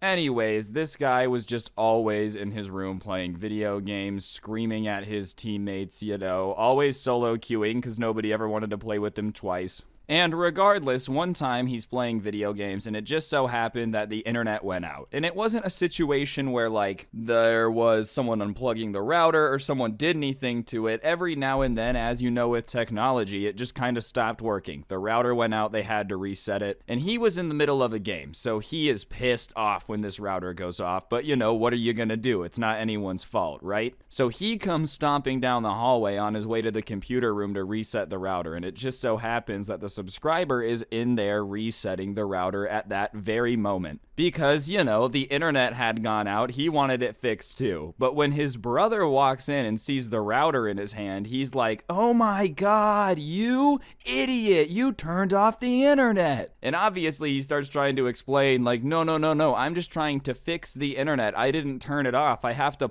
touch the router in order to be able to, fix the problem. And he's like, no, you turned it off on purpose. You knew I was in the middle of a game. You did this to try to ruin my rank up game. I can't believe you would do this to me. I hate you. And he reached into this cup that they had on the desk that had scissors in it, right? And he picks up the scissors. And at that point, the subscriber's not stupid. He's like, uh-oh. And he starts to run. And as he's running out the door, his brother's like, stop messing with the internet. And he throws the scissors. And the throwing knife and gets stuck in the subscriber's thigh, dude. Like he was literally throwing scissors at his brother because he thought he had turned off the internet during a game. That's the level of gaming addiction this guy was on, all right? It wasn't playing Call of Duty for 8 hours on a Saturday. It was like throwing scissors at your brother because he turned off the internet type stuff. So, yeah, I hope that explains why this dude thinks that his brother, sucks, I think if someone throws scissors at you, you have a pretty fair reason to think that they suck after that. But, as long as he got to keep playing his video games, he really did not care. In one day in particular, he was playing the video game he was most addicted to. I'm not gonna name it just because I don't want that game to get hate or get a bad reputation because of it. But it was the same game that he was always playing, and I used to get really mad at video games. I don't really much anymore, but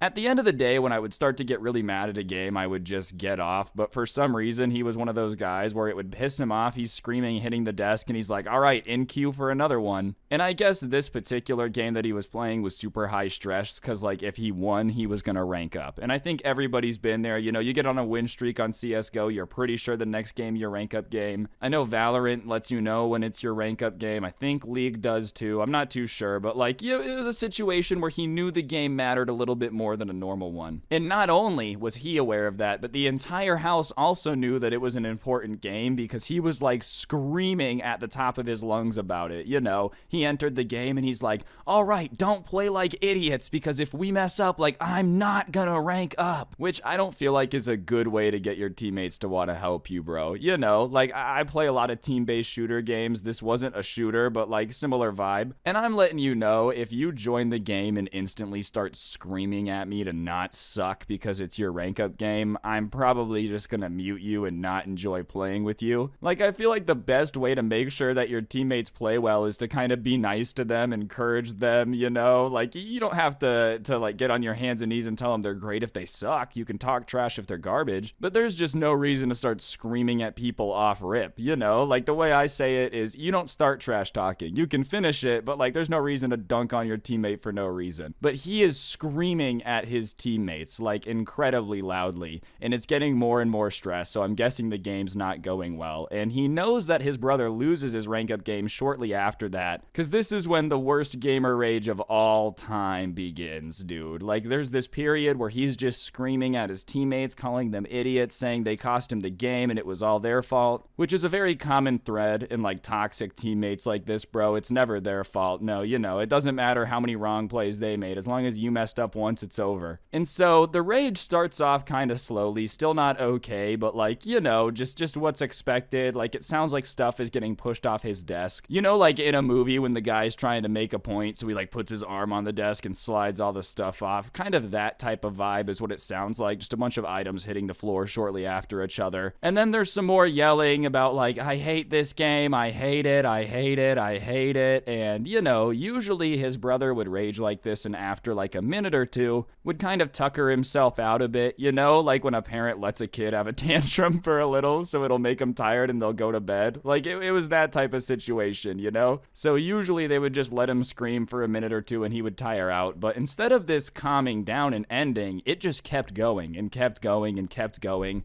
And it happened that his room was next to his brother's room, and he hears his parents coming down the stairs to talk to his brother. And so they knock and they're like, hey, can you please calm down a little bit? You know, you're interrupting the entire house. And instead of being like, I'm sorry, the game just got me heated, I'll relax, he starts screaming at the parents through the door. Go away, you wouldn't understand. You guys are too old to know how stressful this is. I'm so angry right now. I'm gonna throw something through the door.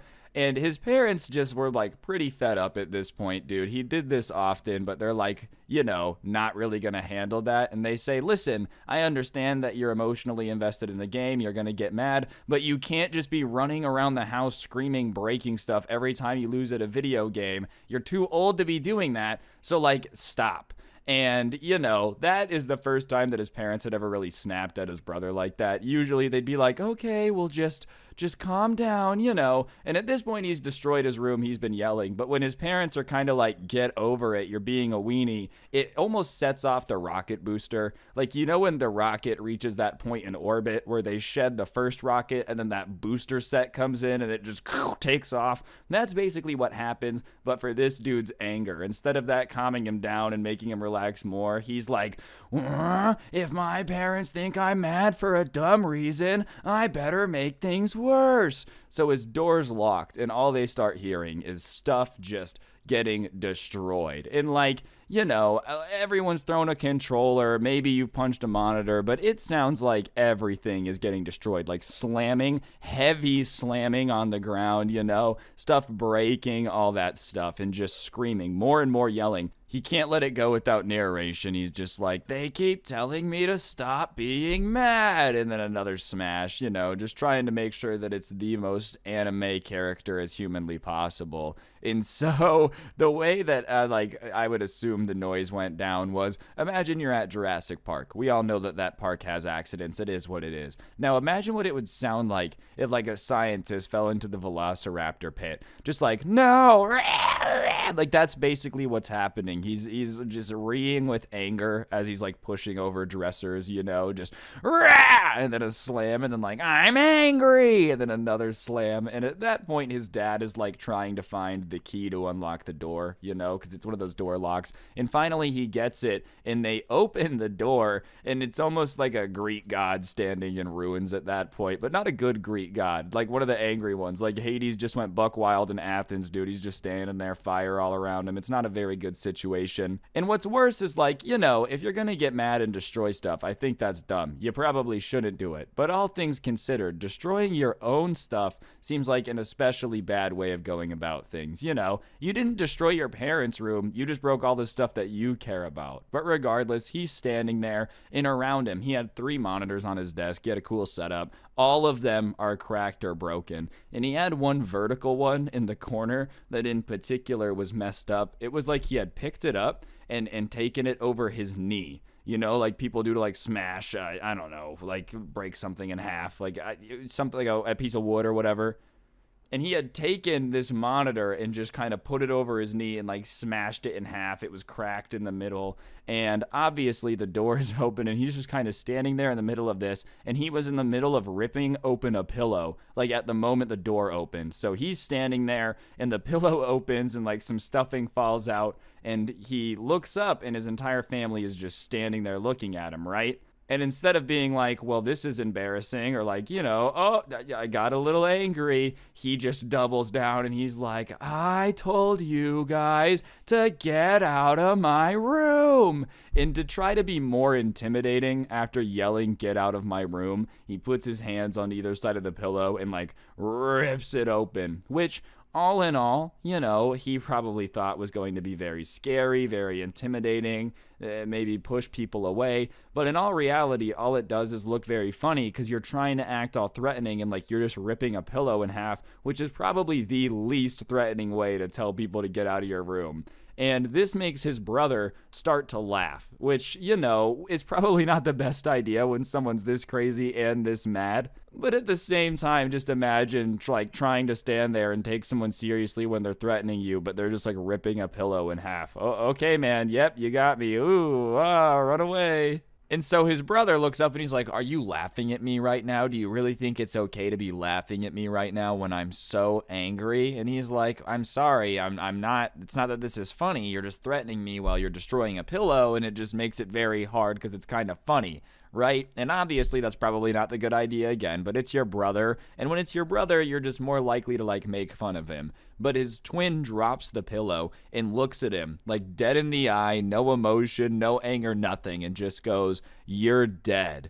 And before he can even react, he turns around and just starts sprinting out of the house, and he hears his brother coming after him. No pillow in hand this time. Alright guys, I'm going to interrupt the video for just 1 second. If you take a look at your screen now, you'll see a gift card code. For those of you that don't know, I give one of these away in every video I post, so if you haven't yet, you should subscribe and turn on notifications because I give away free money, and if you already do, you're awesome. And while I got your attention, be sure to press the like button. Otherwise, no joke, no scam, your mom's a hoe. And yeah, without further ado, let's get back to it. And so he starts running through the house, and he hears his dad chasing after his brother, and he's like, all right, I'm just gonna get to the garage so I can just get out of here. He doesn't really know where he's going. And so he hears his dad grab his brother, and he's opening the garage door. And as he's opening his garage door, like I said, his dad catches his brother, and instead of being like, oh, you know, it's okay, come back now, I've got him, his dad just goes, run, which has to be the most horrifying thing to hear, bro. Like, if your dad has caught your...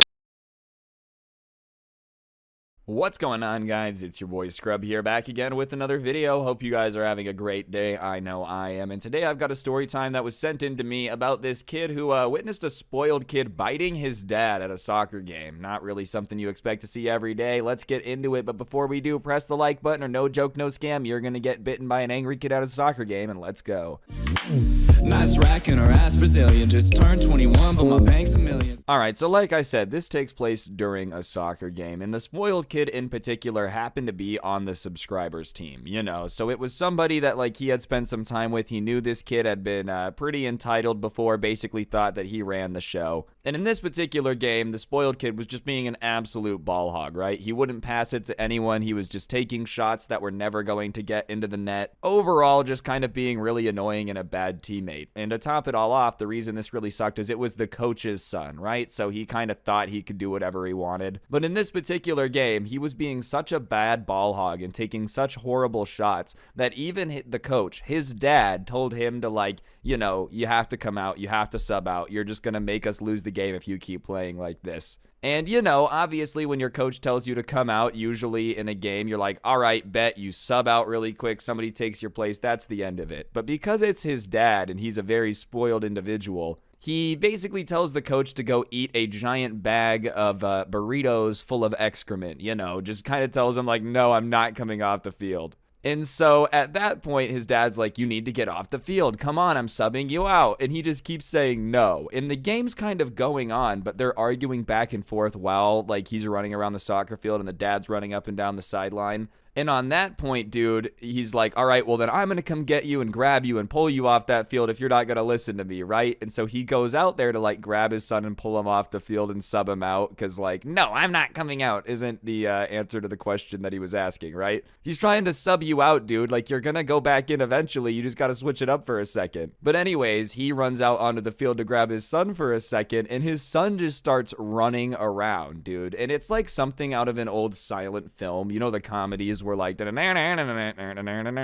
not a silent film, but like that vibe, because it's just him running around after this kid being like, get back here, and him being like, no, not unless you're gonna let me play. Oh no, dad, I'm not gonna let you grab me, you're not taking me anywhere unless you refuse to sub me out, like, and just running around the field for a good 2 minutes or so. And finally they get over to the sideline, right? And the dad kind of walks up to his son and he's like, what are you doing? Are you trying to embarrass me? Like, why are you running around the field acting like, you know, I'm trying to hunt you down? Like, what are you doing? And his son is just like, I wanted to keep playing and you ruined it. I feel like I've been having a really good game and, you know, you just never believe in me and you're always taking away my chances to improve as a player. And the dad is like, what are you talking about, man? You literally have missed like 15 shots and none of them have been close. You're not passing the ball. Like, you're just not playing as lights out as you think. And clearly we got to talk about it because there's a miscommunication if that's the vibe you're getting from the field, right? And then he goes on to explain to his son too that, like, I understand you're probably upset that I'm pulling you off the field, but you're not passing to your teammates. You're missing every shot. What am I supposed to do as the coach? Am I supposed to just let you keep ruining the game for all your teammates because you're my son?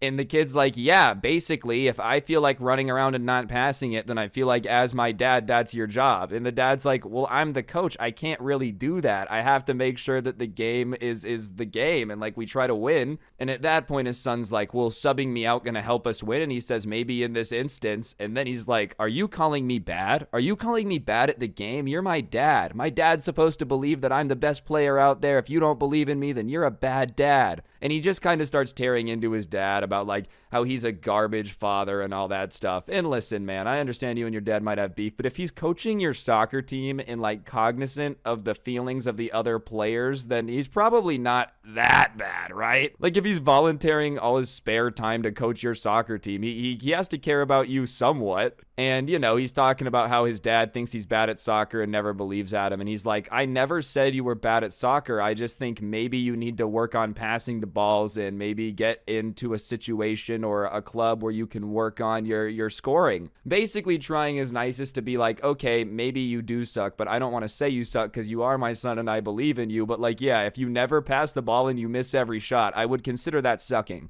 And I'm not a soccer expert, okay? You put me out there on the pitch and trust me, it would be the most ugly thing you've ever seen in your entire life, dude. I'd be like an ostrich with a broken leg out there. But that's not the point. I'm not the one out here saying that they're the next Ronaldo, all right? So, well, you know, I guess his dad says that, and that makes him feel embarrassed. And instead of just, like, refusing to play, going over to his mom and, like, you know, I don't know, talking to her about something, he decides to make his dad pay. So he just kind of grabs his dad's hand, pulls his mouth up to his mouth, and then bites down onto his dad's finger. And his dad screams and pulls his hand away, and he like stands up. He was kind of kneeling down to talk to him. And when he stands up, the kid latches this time into his arm, like as he's standing up. And the kid latches onto his arm so hard with his teeth that when he stands up, the kid is just kind of dangling there, like a fish on the end of a fish hook, dude. He has literally like sunk them pearly whites into his dad's arm. And listen, all of this because he told you to pass the ball more. I'm not saying you're a bad teammate, but if you're gonna like literally take a chunk out of somebody because they tell you to pass, you might be a bad teammate.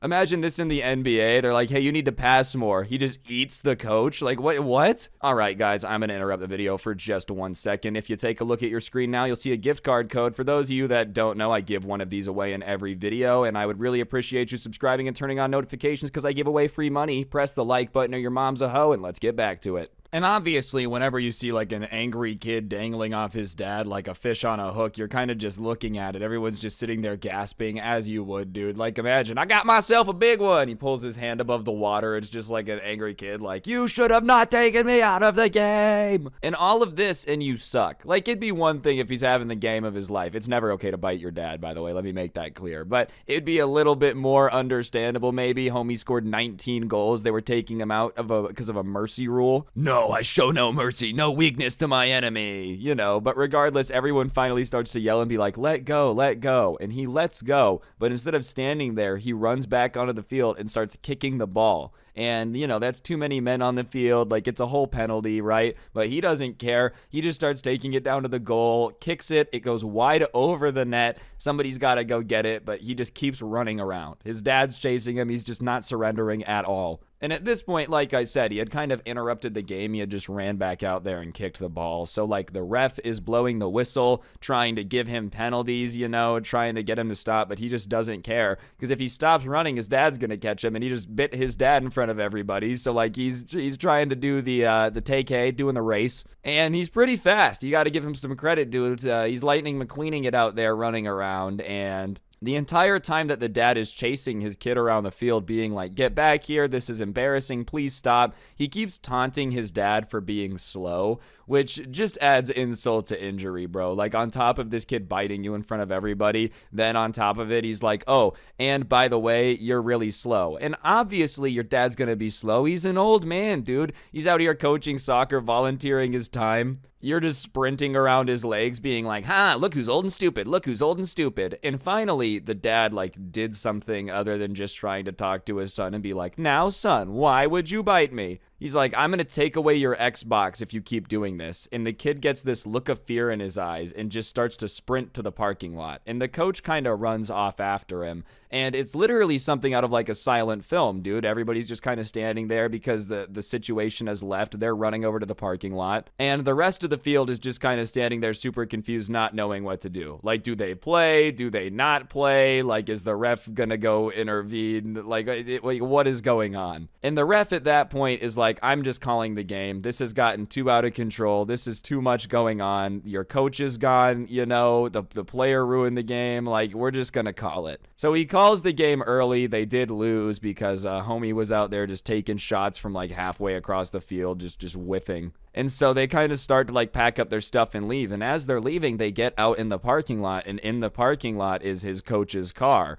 And they see his dad and his son talking like on the tailgate of the truck, right? And so as the parents are driving by, they kind of roll down the window and they're arguing back and forth. And the only thing they hear is the coach say something along the lines of like, fine, you can have your Xbox when we're home, but only for 2 hours, which, you know, kind of does explain the behavior. It doesn't make it okay. But if he just like ruined an entire soccer game to the point where it had to be canceled, bit you in front of everybody so hard that you stood up and he was literally dangling off your arm, I feel like taking away his Xbox for a week is the least you could do. Even letting him just get right back to Fortnite probably isn't the best idea. Like, I don't know, man. I would have never started biting my dad in front of everybody because I know that the consequences would have been bad. But like, if the consequence is that I only get to play Fortnite for 2 hours when I get home, kids are probably going to be way more misbehaved. On top of that, even after this, he didn't last as coach much longer, only because kids wouldn't really listen to him anymore. Like, nobody really took him seriously, which,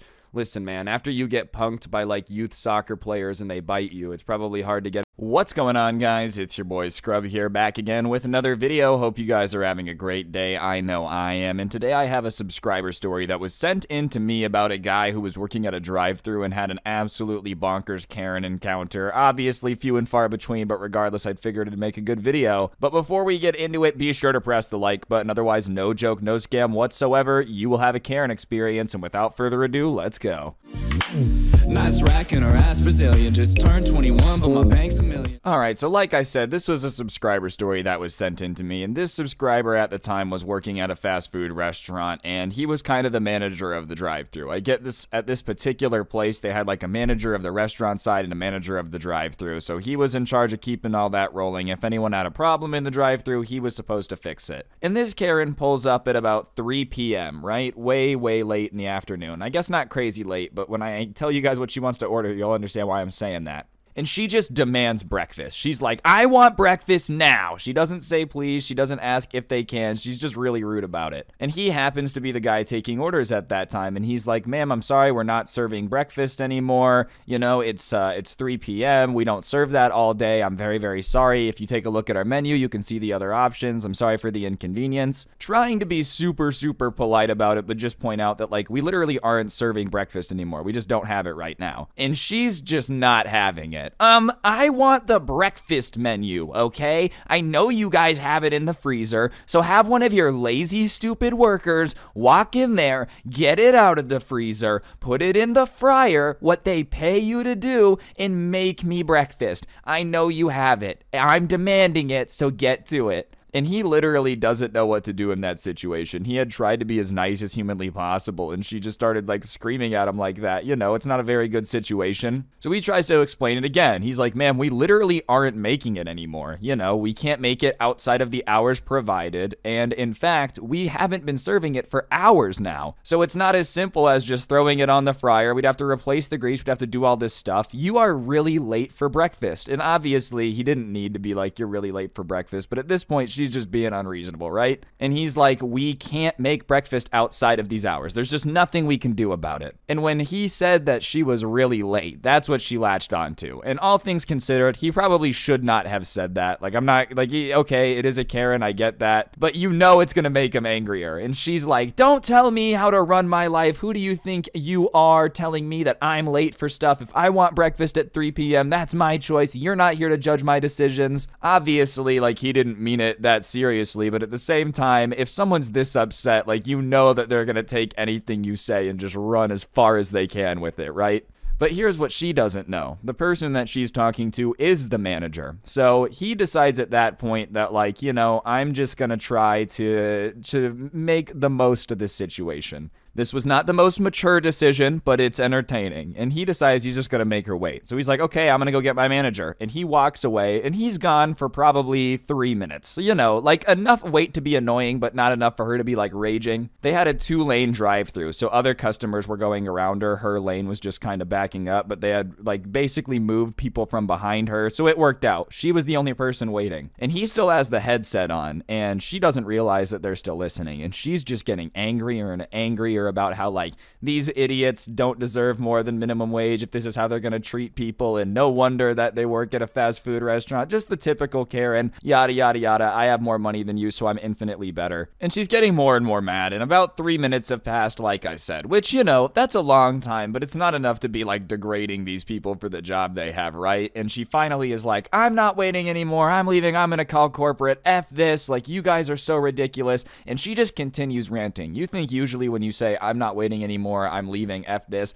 that you then step on the gas and, like, leave, right? But she just kind of keeps screaming into the drive-thru little box thing for a while. So at that point, he's like, okay, well, I guess she's not gonna leave even if I ask her to wait. So he goes back over and kind of changes his voice a little bit, not a bunch, but, like, just enough to sound kind of different. And on top of that, he's talking through a drive-thru microphone, so it's not like it's, you know, insanely great quality. Hi, ma'am, I'm the manager of this establishment. You know, someone told me there was an issue. What seems to be the problem today? I'll have you know. I'll do anything I can to make it right. So just be sure to let me know. And if there's anything I can do about it, I'd be more than happy to help. Once again, just tries to be as nice as possible. Because in his mind, he's like, maybe she's just having a bad day, dude. She's losing it a little bit. I'm just going to try to like be nice as the manager now. And she just instantly, that took so long. I understand that it's 3 p.m., but I want breakfast and I want it now. So how about you direct your lazy workers to get in there and change the frying oil, which is what they're paid to do, and make me some breakfast. And he has to cover the microphone at that point because he's laughing. Like, he's not mad. Do you know what I mean? This isn't a situation where he's, like, afraid or, like, you know, like anything like that. And he just kind of comes back on the microphone after he's done laughing. And he says, ma'am, I'm sorry. That's out of my hands. We can't serve breakfast after this time. And they really can't. Like, it's a corporate thing. If corporate found out they were breaking the rules and serving breakfast past a certain time, they could get in trouble. And on top of that, it's just a pain, I guess. I don't know. I never worked in, like, something where I had to make breakfast food and then not breakfast food, but I could assume that you have to change oil, all that good stuff. It's probably not very fun. And she's just like, I waited 3 minutes for you to come out here and tell me that you can't give it to me? Why did you even ask me to wait if you weren't going to be able to give me breakfast? This is ridiculous. I don't want to have anything to do with this establishment. I can't believe I waited so long. And he goes, ma'am, all my worker told me is that you had an issue. He didn't tell me that you wanted breakfast. And if I understand correctly, did he not tell you that we can't serve breakfast? And she goes, no, he did say that you're not going to serve me breakfast. And he's like, okay, well, if you knew that we weren't going to serve you breakfast and you waited to talk to me and I told you we're not going to serve you breakfast, how is that my problem? And she's like, well, I wouldn't have wanted to wait if I knew you weren't going to help me. This is ridiculous. I want your manager. And he's like, I am the manager. And she goes, well, I know you have a manager. And he goes, the owner of the establishment. And she's like, well, I'm going to call him because I went to high school with him. And he's like, all right, fine, then call him. You know what I mean? And then she says something that does scare him. He hasn't been scared up to this point, but she's like, I'm going to come inside and see how tough you think you are. You think you're cool? You're not afraid of me calling your boss? Well, guess what? You're about to be afraid. I'm going to pull around and teach you a lesson. And at that point, he's kind of like, no. This is not a very good situation. Because once they start like threatening to fight you, it's not fun. It's not fun anymore. You know what I mean? Especially because there's people in the restaurant and there's a different restaurant manager. So if some angry person from the drive-thru comes in and ruins the restaurant, it just kind of destroys the flow of everything. But sure enough, she peels around, she parks in the parking lot, they see her get out of the car and she's walking in. And usually Karens, you know, they have like a typical look to them, you know. But this lady is seriously built like an Olympian, like Chewbacca, not in an insulting way, but like this lady looks like she could basically lift a freight train and just hurl it at somebody. Just an absolute behemoth, right? And she walks in and just screams, who was talking to me in the drive-thru? And obviously the manager hears it, but he's like, I'm not gonna want to go out there and be like, hello, what's up, very angry large woman that could pick me up and break me in half like a spaghetti noodle? How are you doing? I was the one that you were very mad at. And none of the other workers really know what's going on up there, so they're just all kind of looking at her, and you know, she's just getting angrier. So she asks again, she's like, who was talking to me in the drive-thru? And the restaurant manager comes out and is like, can I help you? And she goes, yeah, get me the person who was talking to me in the drive-thru. And he's like, ma'am, I don't know who was talking to you in the drive-thru, but if you could just calm down. And she's like, I'm not gonna calm down. In fact, if nobody's gonna fess up and admit that they were the one talking to me in the drive-thru, then I guess you guys are all gonna pay until somebody tells me who was being disrespectful. And she starts looking around the restaurant, right? And at that point, he's still listening to this because she's screaming, and he's like, oh no, oh no, oh no. But she finally lands her eyes on these lemonade machines. Like over by the soda machines, they had these individual lemonade machines, and they were heavy, probably about 60, 70 pounds, you know. Like it was when they're full, it's like a lot of liquid in there. And she walks over, picks up the lemonade machine while it's full. So she just lifts up this thing like it's no problem over her head. Like, you know, not even just lifting it like she's gonna move it across the restaurant, but this is now a projectile weapon that she has. That lemonade sweet goodness, that sweet and sour combination is about to be flung at somebody. And all the restaurant manager says before it finally happens is like, ma'am, can you please put the lemonade machine down? And technically she did. Alright guys, I'm gonna interrupt the video for just 1 second. If you take a look at your screen, you'll see a gift card code. I give one away in every video I post to say thanks to y'all for supporting the channel. So if you haven't already, subscribe, turn on notifications. If you already do, you're an absolute G and I appreciate it. And on that note, I will shut up and get back to the video. Oh, and actually press the like button or your mom's a hoe. That too. And obviously at that point, it's apparent to everyone that it's going to be put down, but not gently like everyone was hoping for. It's not going to have a very much happy ending because she starts sprinting towards the counter, right? With it over her head. And there's like lemonade kind of spilling out as she's running towards the counter. And she gets to the counter and she takes like a lunging step and then just hurls it over her head. And everybody at the like cashier little bar thing, they duck and it goes over their head. And right behind them was like the ice cream machines and it smashes into that. It like explodes, you know, a little bit. And so lemonade's just going everywhere. Not explodes in like a violent way, but just kind of like liquids everywhere. And she goes, next time I come in here, I expect my breakfast, okay? And if you guys want to know what happens if I don't get my breakfast next time, look at that mess I just made and understand it's gonna be worse. And obviously everybody in the restaurant is just dead silent at that point. And then she's like, now who talked to me in the drive-thru? And at that point, the drive-thru manager is like, all right, I've got to do something about this. This is getting drastically out of control. So he comes out and he's like, you have to go. We're calling the cops. You're not getting your breakfast now. You're not getting your breakfast ever. You're banned from this place. You can't come in throwing lemonade machines and like going crazy and expect us to serve you food tomorrow. That's not how it works. And she turns as soon as she hears the voice and recognizes it. Like he had said all of that from kind of behind her. And when she turns, she looks at him and he's like, I've never been more afraid of a look in my entire life. So it was you who wouldn't serve me breakfast, huh? You think you're so tough? You're not afraid of losing your job? Well, let's see if you're afraid of this. And she runs back over to like the soda area. And there was two like lemonade things. There's lemonade and they had strawberry lemonade. And she picks up the other one, you know, about the same weight and just starts running back towards it. And at that point, he's like, oh, she's going to throw this at me. So he starts preparing to like dodge it already. And so she throws it over the counter. Sure enough, it's coming for him. And he has this moment when it's flying towards him where he's like, if this hits me and I die in this fast food restaurant because some lady who's mad at me for not serving her breakfast threw a thing of strawberry lemonade at me, none of this was worth it. Like, that's what he remembers. And then he just kind of stepped out of the way, summoned all of his dodgeball skills at one time. You know when McCree in Overwatch does the Deadeye ability and it's like, whew, everything goes all slow motion? That's basically what happened with him. So he barely dodges it, you know? And it smashes into another one of the machines behind him. And he's like, you gotta go. You have to go. We called the cops. And she flips him off and she's like, tell the cops to eat my shorts. I don't care. Like, okay, Bart Simpson, eat my shorts? What is this, 1922, dude? Like, were you watching Dennis the Menace to pick up on all your language? Nothing wrong with old shows. It's just I haven't actually heard anyone use eat my shorts seriously ever. Anyways, after she says eat my shorts, she, like, sprints, but, like, not fully sprinting. Like, the half jog, half sprint thing out to her minivan, which, to top it all off, is the coupe d'etat, right? The cream d'etat. I don't know what this saying is. I'm trying my best out here. I speak English only.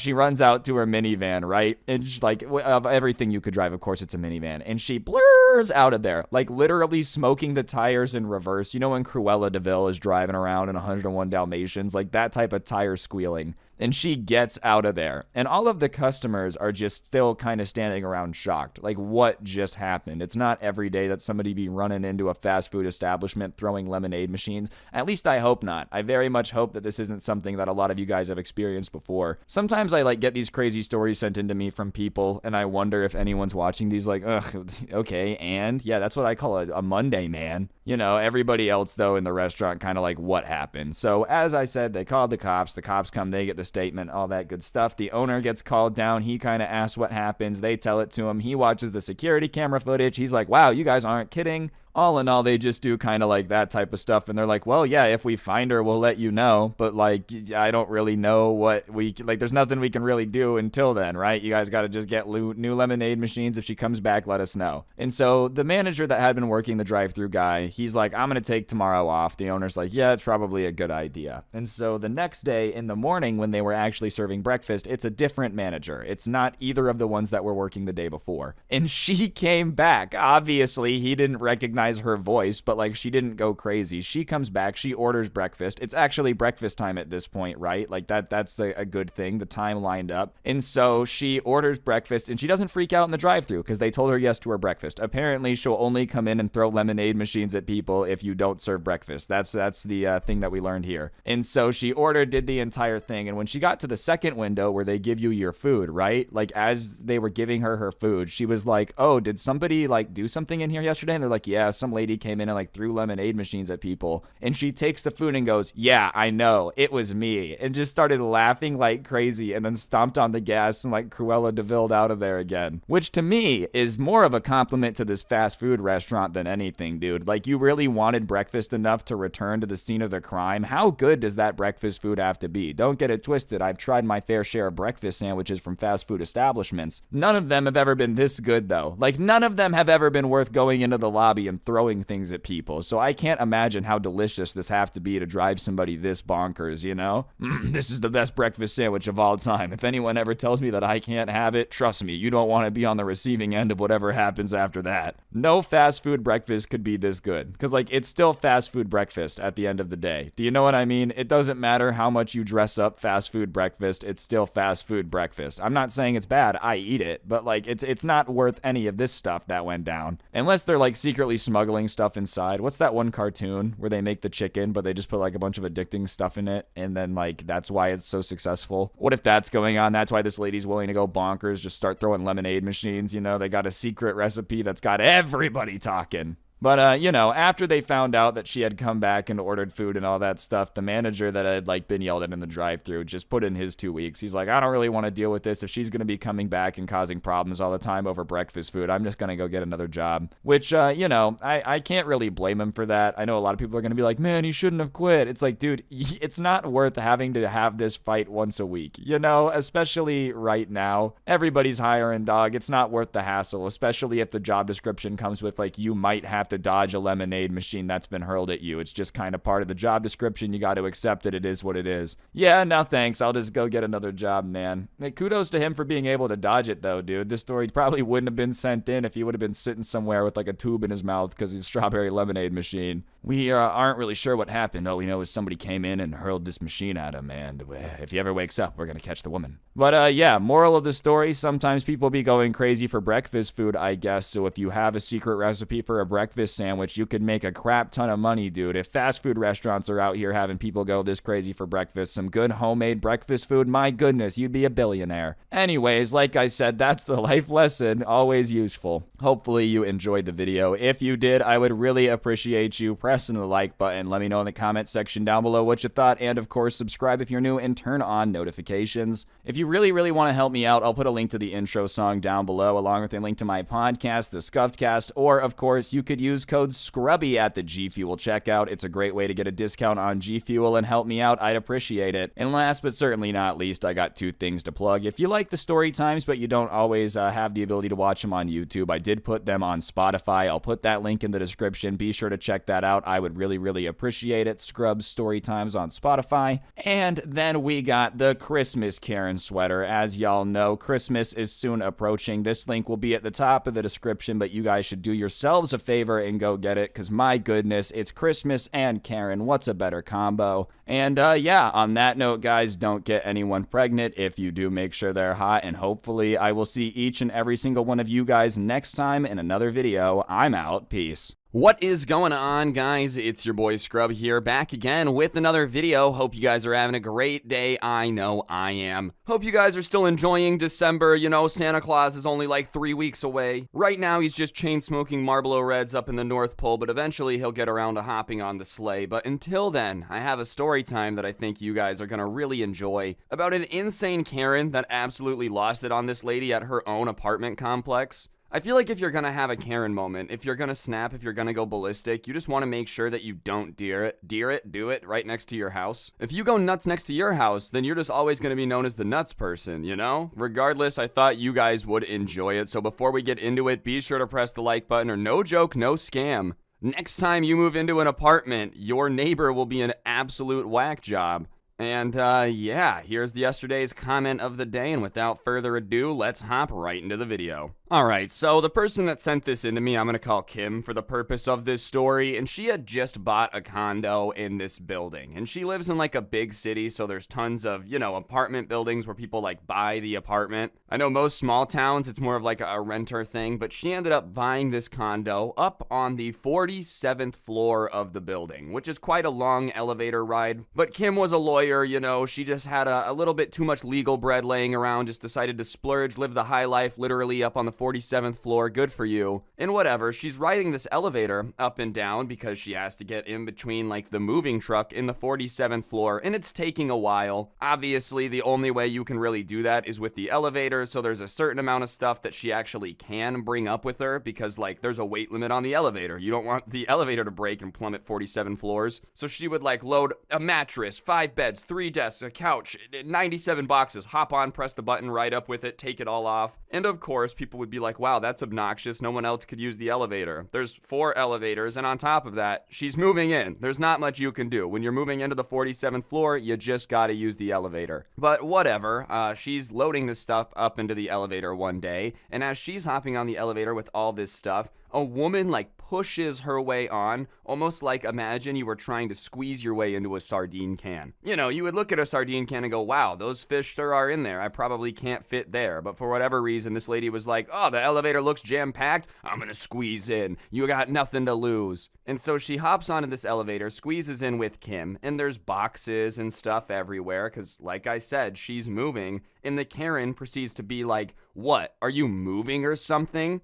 And Kim kind of looks around, not really sure how to reply because she's surrounded with labeled moving boxes. When someone asks a question that's just so stupid that your brain needs like a 5-minute Windows processing moment to just think about what they said? That's what's going on, because Kim's looking around like, yeah, of course I'm moving. What, do you think I like to spend my free time just collecting random moving boxes and sitting them in the elevator and then standing next to them? But she doesn't want to be rude to this lady that she just met in her apartment building, so instead of being like, that was an insanely dumb statement, she just says, yes, hi, I'm Kim, it's nice to meet you, and she reaches out to like shake hands. And Kim was on the left side of the elevator, this Karen lady's on the right, and there's some boxes like in between them. So she reaches over these boxes, and Karen, instead of being like, oh, great to meet you, welcome to the neighborhood, just goes, I don't care about your name. My name is Karen, and I'm head of the HOA. If you've never heard of an HOA, it's kind of like this organization that fancy apartment buildings or like fancy suburban neighborhoods will have, and it's like an organization in charge of keeping the neighborhood nice, which sounds fantastic. You're like, wow, they're gonna make sure that nobody lets a toilet sit in their front yard or whatever,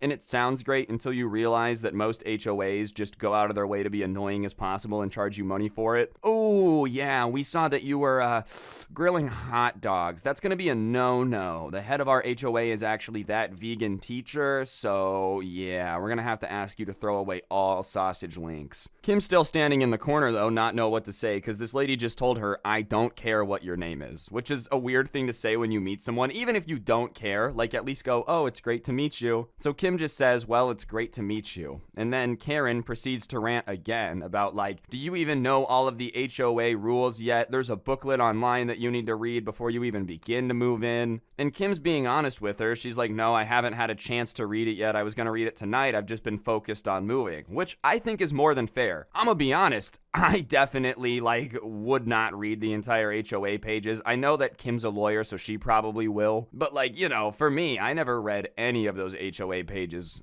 ever, dude. I don't really care. I know it's irresponsible, but whatever. Kim kind of tells her I haven't read it yet. Well, Karen took it as basically the most insulting thing you could possibly take it as. In her mind, not reading the HOA rules was about the equivalent of going to a nursing home, soaking it in kerosene and lighting it on fire. Old people burning, put your hands up. That's a really old YouTube reference. I hope people realize I wasn't actually thinking about a nursing home being on fire. Anyways, Karen and her are going back and forth about how it's super important to read the HOA contract, and unlike, myself, Kim can read, so she's like, fine, I'll read it tonight, but just leave me alone. And the Karen reluctantly is like, fine, I'll let you be for now, but you have 95 hours to read the rule book from the HOA, which is such an oddly specific amount of time. I feel like 24, 48, 72 hours, you know, those all make sense. What's after that, 96? 95 hours? Like, all right, you get 3 full days and then 23 hours in the last one. Why? Why is that last day so much shorter? Well, because, you know, it's about compounding interest in the HOA rulebook, so it should take you less time the more days it goes on. Just some weird Karen explanation, but apparently she had 3 days and 23 hours to read this book. And Karen continues to say that she's irresponsible for not having read it already, and Kim literally looks at her at this point and is like, well, then I guess I'm irresponsible. Because this lady is just not leaving her alone. They're in the elevator together. I feel like the rules for etiquette on the elevator is you hop on, you press the button, and you shut up. But when Kim says, like, I can live with you thinking I'm irresponsible, Karen does not laugh. She literally turns her nose up. You know when people, like, look away because they're just so disgusted? That's what she does, and she doesn't say anything. And so now they're just kind of standing in silence, the way it should be when you're on the elevator, and it gets to the 47th floor, the door opens, and she kind of looks at the Karen to move because Karen has to move before Kim can get all of her stuff off. And Karen looks at the floor, looks back at Kim and goes, this isn't my floor. And Kim's like, okay, well, you didn't press any buttons, so it went to the button that was pressed, and that's my floor, so I don't know what to tell you. And Karen is like, well, why didn't you push my floor's button? Keep in mind, they've never met before. There is no way on earth for somebody that's never met you to know the floor you live on. Oh, what are you, 47, right? You look like a 444 type of guy. 40 floor, the flirtiest floor, the floriest floor. And so Kim says that, like, I literally just met you. How in the world would I know what floor you live on? And Karen just starts going off about how clearly Kim is inconsiderate because she could have asked. And, you know, it's just so rude that she wasn't even trying to go out of her way to help her neighbors. I don't know why you would assume that people are going to ask. And even then, let's throw Karen a bone. Let's say it's really rude to not ask the person in the elevator what floor to be on. Let's say that that's insanely rude. It's also still kind of on you to press the button if they don't ask. Like, you can't control other people being rude. You're going to go to the wrong floor in an elevator every time because you're too afraid to press the button yourself. I don't think the stranger is always going to remember to do it for you. And there's boxes in between Kim and, like, the button panel. She had pressed the button when she got on. So this Karen literally expected Kim to do like some Kim Possible, literally like parkour move, double backflip over the boxes, press the button, do like a triple somersault back over. There's no way that it would have been easy to press the button. So whatever, she's throwing a fit and like gets off the elevator all pissed off, presses the button for another one, and starts saying that Kim needs to watch her back. And Kim laughs because, like, dude, this lady is literally threatening me over the fact that I didn't press the elevator button.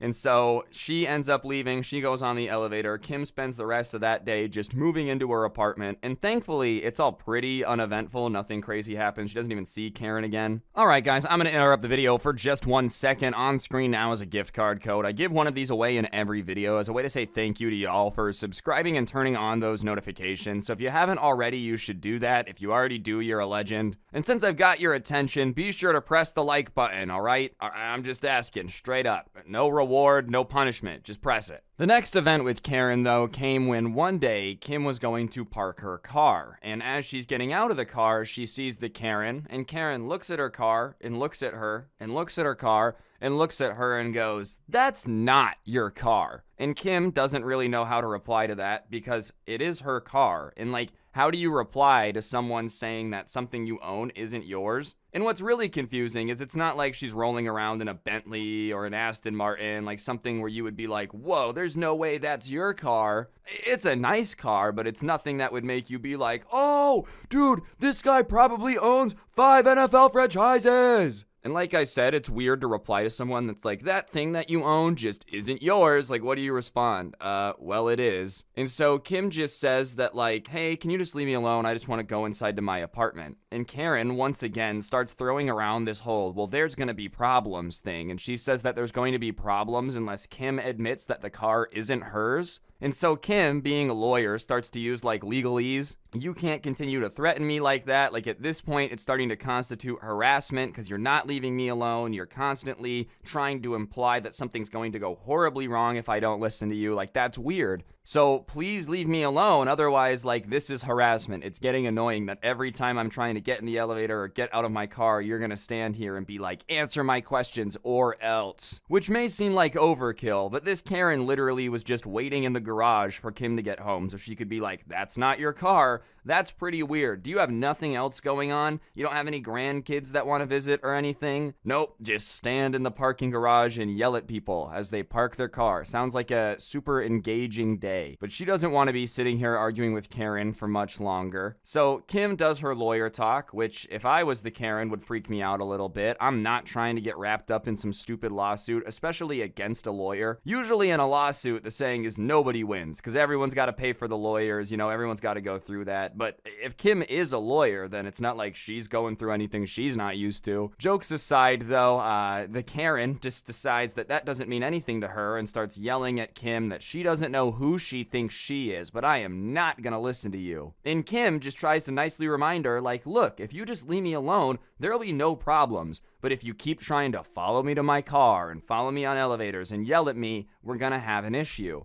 And she just goes about, I don't care, I'm not gonna listen to you, I've lived in this building longer than you, I don't think that matters. If you continue to harass somebody and they report it and like the cops show up and you say, well, I've lived here a long time, I don't know if that's gonna do anything, but regardless, the next day, Kim comes outside to get in her car to go to work, and somebody, I wonder who possibly would have done this, has put paint all over her windshield to the point where she can't even see. And most people would probably be pissed in this situation, but she just let out a sigh and went to the office and was like, can I see the security footage? And sure enough, Karen had just gone ahead and dumped paint all over the windshield. Didn't even wear a disguise. Like what, you were too angry to remember that security cameras existed? That's a guaranteed way to get yourself caught. I'm not saying you should ever dump paint on a windshield, right? Like just don't do it. Ruining someone's windshield is horrible. But if you're going to dump paint all over someone's windshield in a very surveilled area, you might want to like wear a Halloween mask or a hoodie. You don't want to wear a name tag that has like your blood type on it. That just seems like a very stupid way to get away with anything. So Kim calls the cops, and her entire plan isn't necessarily to like cause some giant issue and have Karen arrested, but rather just to have her cited and then like have legal proof that she needs to pay her back for the repairs. Someone needs to come out and go, wow, you dumped paint on the car, you have to pay for it. That's just the way the world works. So she calls and they show up. And they start trying to figure out what's going on, and Kim's explaining it to them, so they go and they get the Karen, and Karen comes down, and they kind of separate them, but she can still hear her because she's yelling, and she's not apologetic at all. You would think when the cops show up, and they're like, did you put paint on this windshield? This is a crime. You would go, oh my gosh, it was the heat of the moment, I'm so sorry. Yeah, I put paint on the windshield, and I would do it again. And the cops are standing there flabbergasted, like, so you're admitting that you dumped paint all over the windshield? Yeah, and I'm proud of it. And so the cops come back to Kim, and they're like, well, what do you want to do? And she says she doesn't want to press charges or do anything like that. She just wants the Karen to pay for it, which is fair. But Karen is overhearing this conversation and doesn't want to give the money and starts being like, I'm not going to give you the money for this stupid issue just because you're a loser who can't afford to fix your windshield. Well, she wouldn't have to be fixing her windshield if you hadn't decided to go dump paint all over it, Karen. And so the cops are like, well, we can either have a system where you pay for it, or she can like send you to jail right now. She's got enough to say that you like vandalized her property, destruction of property. You're not apologetic. You're kind of seeming like you're following her around a little bit. And Kim once again is like, I don't want to do that. Just pay to fix the windshield. She had to get the windshield fixed. You can't really drive with paint on it. She didn't want this Karen's life ruined. But Karen kept being like, I'm not going to pay for this. I'm not going to do it. And the cops are like, dude, please just pay for it. Literally telling her that if you just say that you're going to pay for the windshield, we can leave. If you don't, we're going to have to do something about it. And Karen finally is like, I don't care. She deserved it. I'm not going to pay for anything. Even if you get bailed out, like, do you really want to spend the night in jail for this? Do you really want to do that? And plus, you destroyed someone's windshield. You were gonna have to pay for that. Did you really think there was a world where you were gonna destroy this property and Kim was gonna come outside and be like, someone destroyed my windshield Gee, that sure is not swell. Ah, darn it. Like, no, of course they were gonna try to figure out who did it and have them pay for it. If you destroy someone's property because you're mad, it's just vandalism. And after a few more minutes of back and forth, finally the cops are like, all right, turn around, put your hands behind your back. And she's like, for what? What is the meaning of this? And they're like, for the vandalism. And Karen has the audacity to go, I didn't vandalize anything. Keep in mind, she had just been saying, yeah, I poured paint on the car and I don't care. I don't regret it. Like, I don't know, man. I feel like that might be a little bit of a problem when you then say that you had nothing to do with the vandalism. And so the cops are like, well, you admitted it. Well, I hurt her car, but that's not vandalism. I actually think it is, though. Just because you don't want to call it that doesn't mean that that's not what it was. So, whatever, the Karen gets taken away for that night. She ends up, like, bailing out and says she's gonna pay for the windshield and whatnot. And I'm sure that sucked, but at the same time, it's like, you literally gave them no choice. They kept telling you, please do not make us have to do this. And you kept being like, I don't care, it wasn't vandalism, she sucks. And of course, after getting taken away, she comes back and is like, I'll pay for it. Kim agrees to drop the charges, but she has to pay. I would just love to know how long it took from Karen getting in the back of the car, getting to where they were taking her, getting there, sitting there, and realizing, crap, I should have just paid for it. Like, what am I doing? Why did I do this to myself? I would love to know when that, like, mental switch flipped and it was like, ah, crap, now I'm sitting in jail because I broke someone's windshield and just didn't want to pay for it. And the real benefit out of all of this is the fact that after it, like, Karen just completely avoids Kim now. Before, you know, she's head of the HOA, I'm better than everybody. You have to read this 70-page ebook before you can even move in. She got removed from being head of the HOA after this because I'm sure the HOA was like, yeah, it's not a good look for us to be attacking and vandalizing cars in the parking lot. Whether it's like embarrassment, fear, shame of not being in charge of the HOA, it doesn't really matter because Kim's car is no longer being covered in paint in the parking lot. And keep in mind, Kim never wanted any of this. It's not like she moved into the building being like, I have beef. The beef is huge, the beef is unlimited, and it's gonna be for everybody. She's literally just trying to move into her apartment, and Karen is like, I will attack you and destroy your car.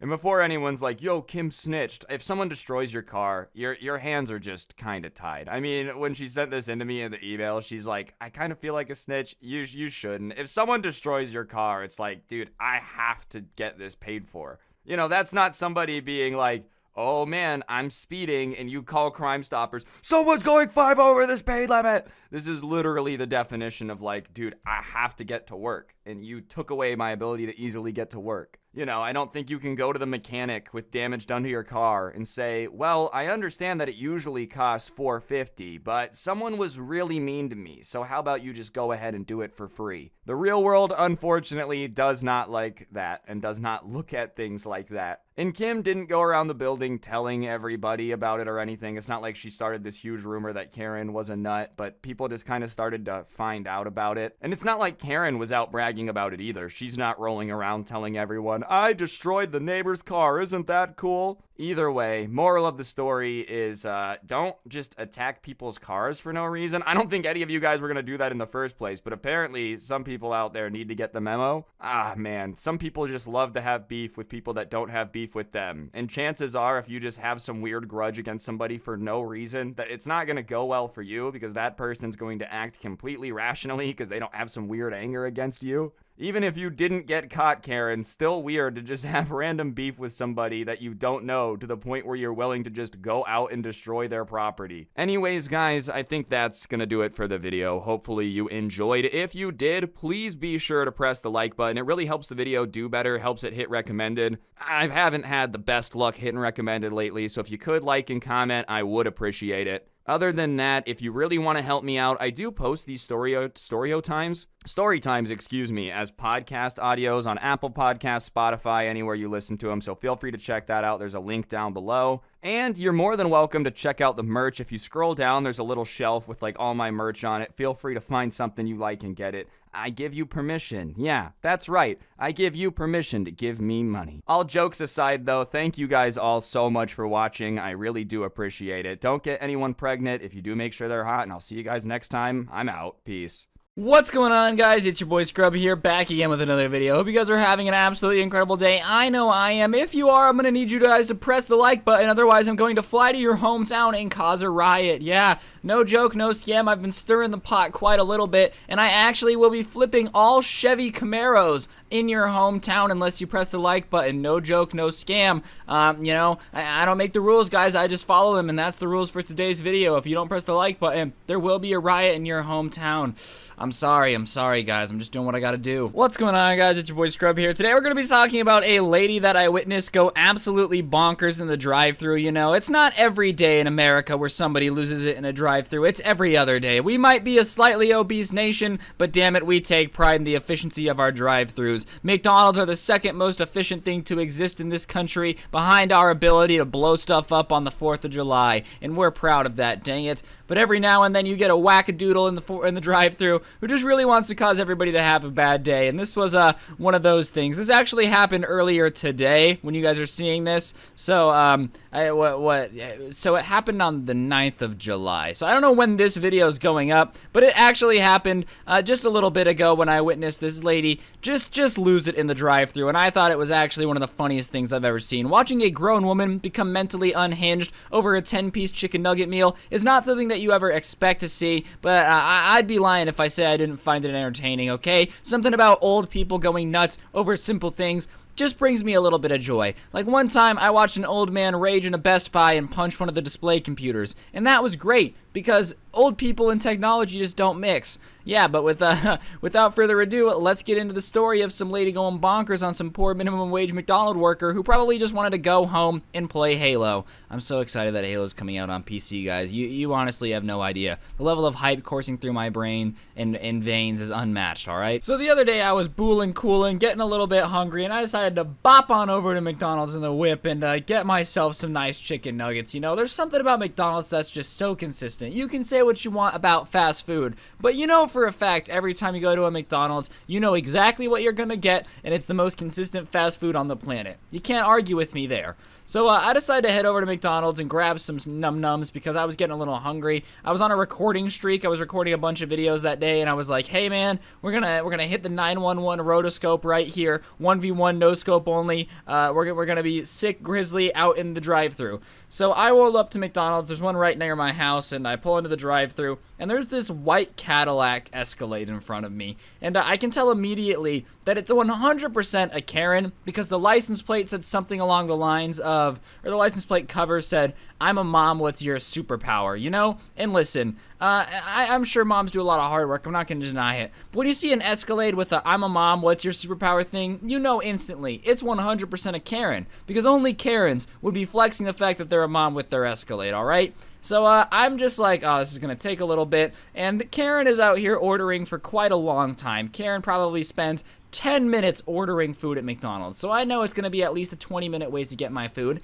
And I'm fine with that. It's no big deal. So she pulls forward, I pull forward, and the guy obviously sounds annoyed. And he's like, hey, how may I help you? And I'm like, hey, dude, I just want 10-piece chicken nuggets with Coke. That's my go-to McDonald's order because it's great and it's super consistent. So, yeah, can you just give me that? And he's like, yeah, sure, dude, no problem. Pull forward to the second window and pay. So I'm back behind Karen again, and I'm just kind of hanging out, listening to music, looking forward, and I start to see frantic hand movements coming from the car in front of me, which is Karen's car. And that's never a good sign. When you see a soccer mom, who's probably a Karen, start freaking out and shaking her hands really quick, you know one of two things is about to go down. Either little Junior in the back spilled his Coke and he's about to get a chonkle to the noggin, or someone's about to get chewed out. And sure enough, I see the kid in the drive-thru take off his headset, hand it to somebody else, and somebody starts talking to this girl in the drive-thru. Karen is now dealing with the manager, all right? I called it. I knew Karen was going to be a Karen, and I can't say that I'm surprised that I'm in this situation watching Karen freak out on a bunch of people who do not get paid enough to deal with a Karen yelling at them, you know? And, you know, usually Karens will whine and moan and cry for a little bit before they just get what they want and move on, and that's the best way to deal with a Karen when you're working. You just got to shut up and give them what they want, because trust me, it's better to just give them what they want than have to hear them whining. But then something unexpected happens. I see Karen's hand go flying out of her car window into the drive-thru window, and the headset from the head of the guy, whoever she's talking to, go flying over the top of her car. Meaning that now Karen has gone outside the realm of just whining about whatever happened to her McDonald's order to actually attacking the people in the drive-thru. Imagine this. You work at McDonald's, right? You're chilling. You're getting paid garbage rates to deal with this, and some crazy lady is snatching stuff off the top of your head and throwing it across the room because she messed up her McDonald's order or something. I'm sorry. At this point, I'm losing it. I don't know how this McDonald's worker stayed calm, but he closed the window and was like signaling her to go ahead. He's like, go ahead, I'm not helping you. You're done. And obviously, Karen did not take this very well, okay? She's never been told no before in her life, and a McDonald's worker telling her that she's not going to get her chicken nuggets caused a diabetic shock to go coursing through her system. Because the next thing I know, the door of the Escalade goes flying open, smacks the side of the McDonald's, leaves a huge dent in the door, a bunch of scraping in the paint. Just not a good look, okay? Like, out of every car door you want to smash into a McDonald's, an Escalade is probably not up there on the list. So here she is, out of the car now, undoing her seatbelt, jumping out of the car, and starts banging on the window with her fist, like a monkey from Planet of the Apes, okay? Boom, boom, boom, boom. So at this point, I'm not quite sure what I'm saying. I don't know if she's trying to rob the McDonald's or what, but there's a Karen smashing her car door into the side of McDonald's, throwing headsets across the room, and just now banging on the drive-thru window like it's gonna make the people inside think, now you're being reasonable, we can work together. I don't really know what she was thinking was gonna happen too, like, now I'm out of the car banging on the window. Surely now they're gonna think I'm a reasonable person who deserves their chicken nuggets in full. Ow, I just smacked my elbow on my microphone. Don't ask how I hit my elbow on my mic, but that hurt. But whatever, here we are, and Karen is freaking out, and she's banging on the window, screaming something, so I rolled out my window a crack, and I basically hear the tail end of her rant, which is something along the lines of, I will never come back to this establishment again. Like, yes, Karen, I'm sure McDonald's is going to suddenly become bankrupt because you refuse to buy chicken nuggets from them. Dang, the damage you just did to their building when you smacked it with your Escalade door sure was worth the chicken nuggets that they were going to give you. I'm sure you eat at McDonald's so often that they single-handedly are going to go out of business because you are no longer going to be there.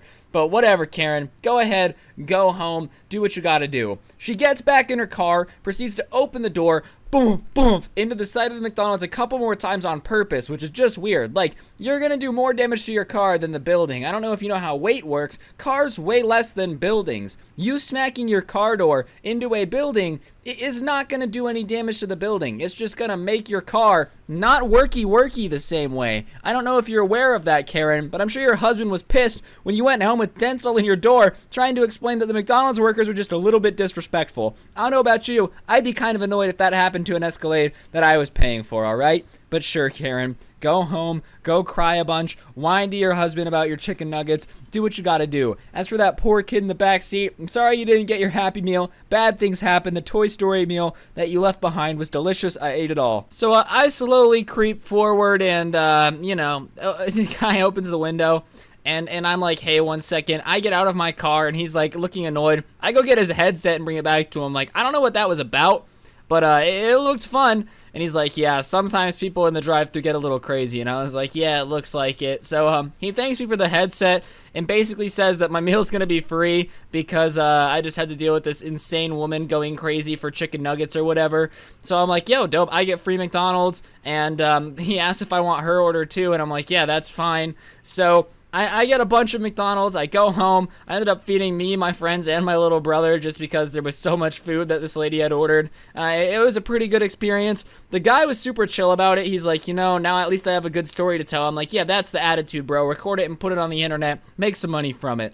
But, yeah, Karen absolutely went bonkers. The guy was super calm. I was shocked. Like, if that was me and some lady was attacking my building with an Escalade, I probably would have been a little more shook up. But this guy acted like he'd seen it before, like, it won't be the last time a mom attacks my building with an Escalade door in it. Certainly isn't the first. Like, that was his attitude about it. On that note, guys, that's gonna do it for the video. Hopefully you enjoyed it. If you did, be sure to press the like button. Let me know in the comment section down below what you thought. The notification shout out for today goes to Twisted Thug on Instagram. There's an underscore in there, but there's like more than one, and I'm not trying to count count it out, all right? If you guys want a notification shout out, all you gotta do is turn on notifications, send me a screenshot of your notifications on Instagram, and I'm shouting out somebody every day who turns those on. So yeah, on that note, guys, don't get anyone pregnant. If you do, make sure they're hot, and I'll see you guys tomorrow with another video. I'm out. Peace.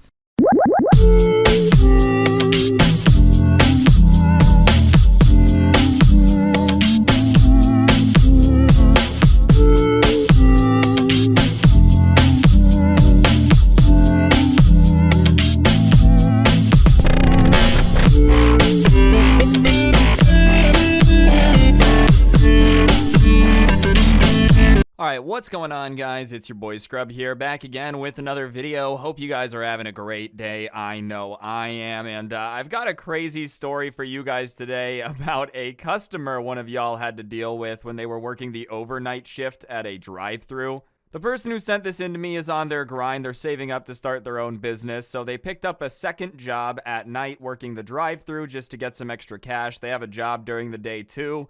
But they're just really about that hustle, and it's not like working the drive-thru at night is the most glamorous job of all time. It's a little bit less scary than the SpongeBob episode where they're taking out the trash at night. You know, 99% of the time, it's people that are just hungry, tired, maybe a little bit confused because it's late, but they're there, they order the food, you give them the food. It's a pretty simple job, you know? And it's not like he planned on wanting to do this forever. He would have been fine with it if that's what he had to do, and there's nothing wrong with that. He just, you know, was doing it to earn a little bit of money at the time, so he looked at it kind of like a fun thing to do.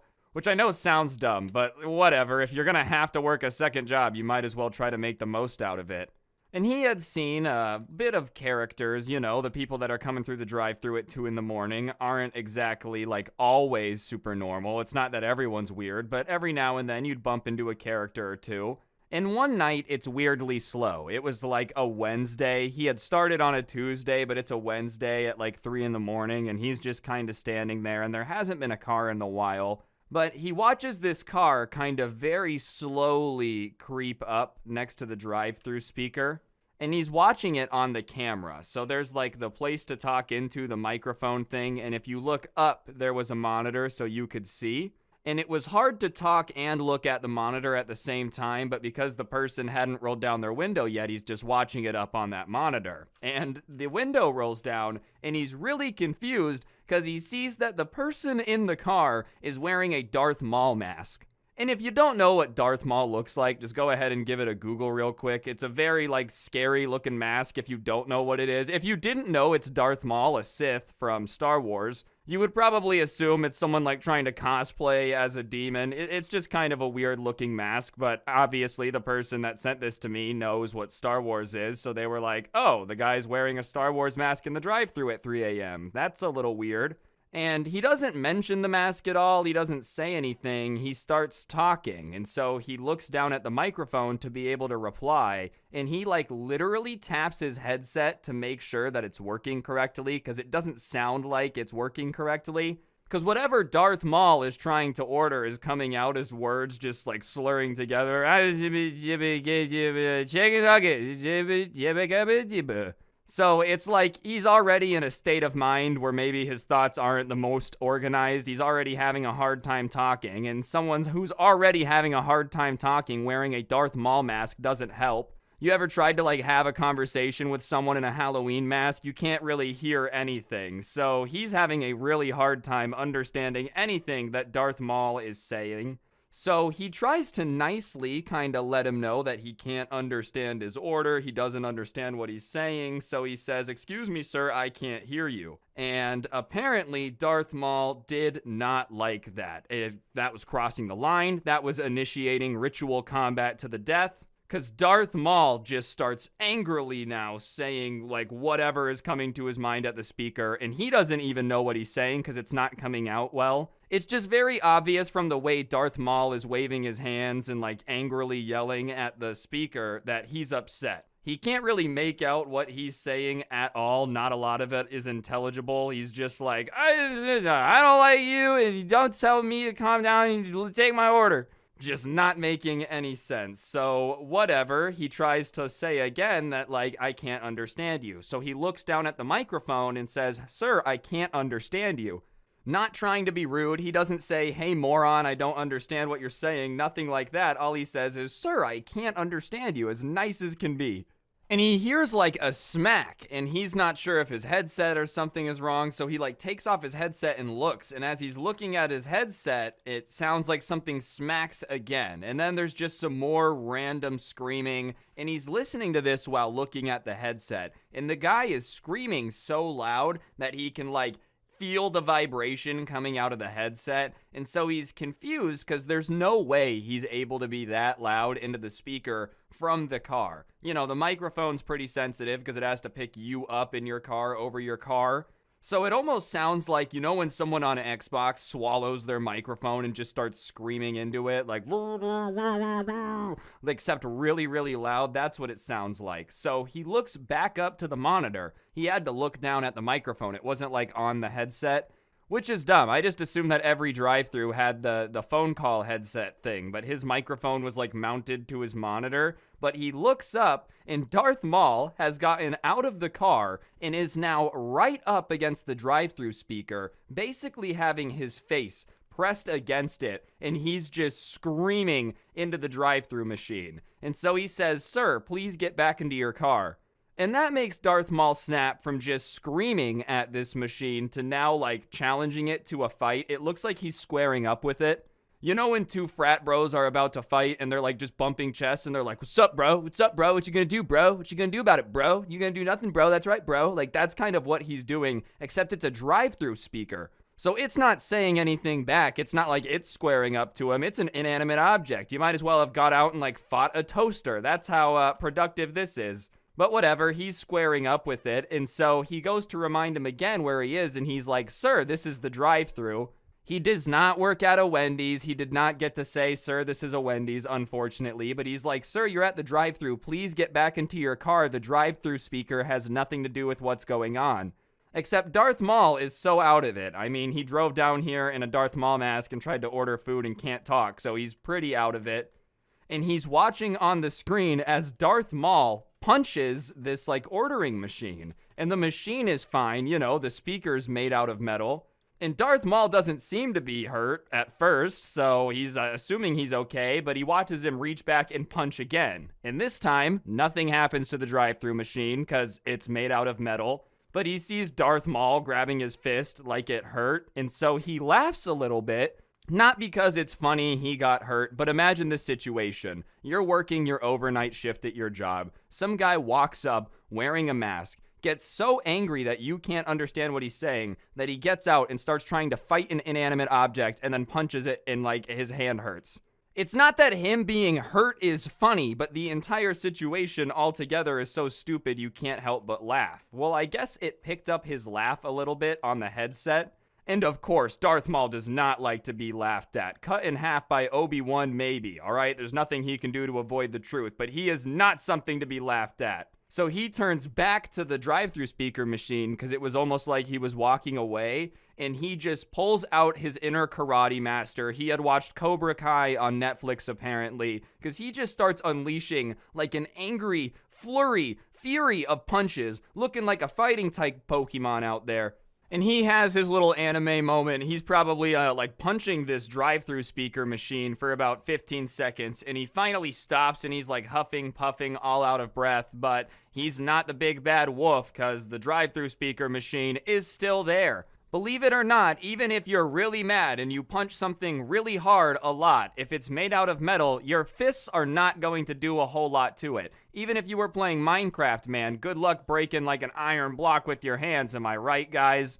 I just don't know why you would want to punch anything that's made out of a hard material at all. Like, even if you theoretically could cut down a tree with your hand, I don't know why you would choose to if you didn't have to. But, you know, the machine's not broken. I'm not sure about Darth Maul's hands, but he starts yelling something into the drive-thru speaker, still hard to understand through the mask, about how they should learn a lesson, and that's not how they treat customers, and he was very upset. But he gets back in his car, and he starts trying to order food. He's like, "I want a number 8. And he gets on the microphone, and he's like, "Dude, I'm not gonna serve you." And he's like, "Why not?"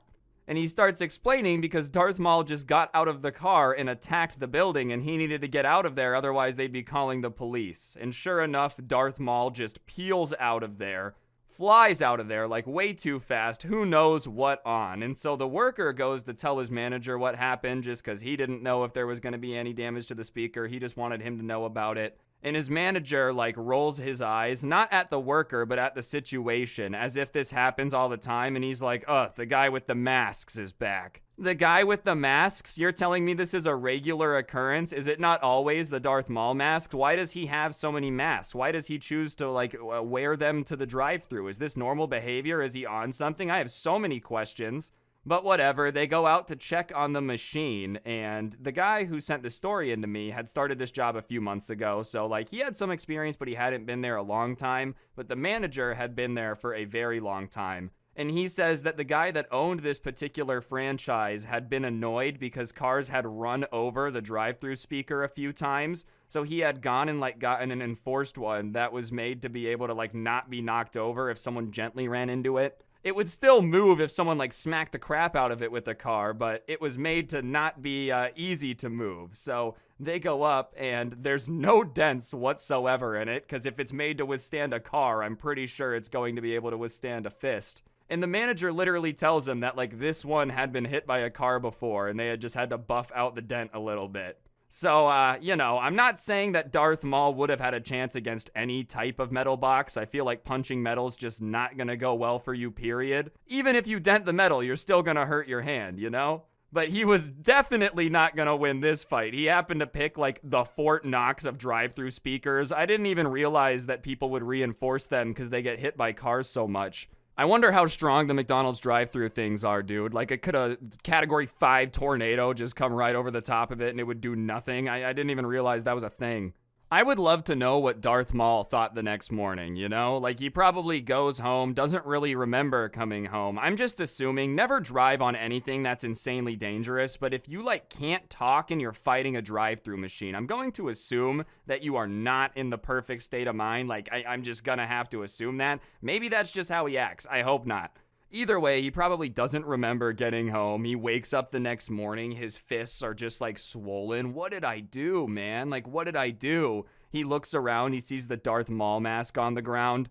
Oh no, I was possessed with the power of Darth last night. He just goes full Darth Maul. Whatever mask he has on, he has like, what is it when actors go full blown? The method acting. He becomes a method acting version of whatever mask he has on. Jim Carrey would like to have a word about rebooting the mask with you, man.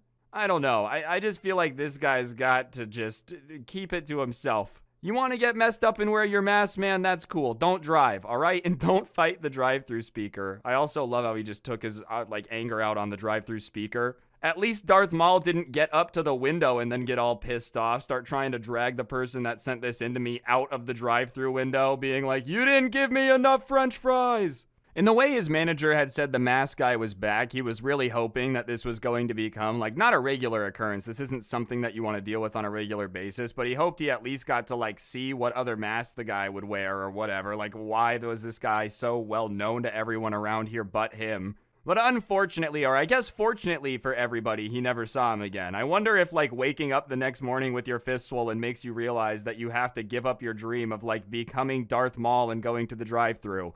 Even if you actually were Darth Maul, he doesn't strike me as a fast food guy. He, like, literally survived on pure hatred for years after being cut in half because he just wanted revenge.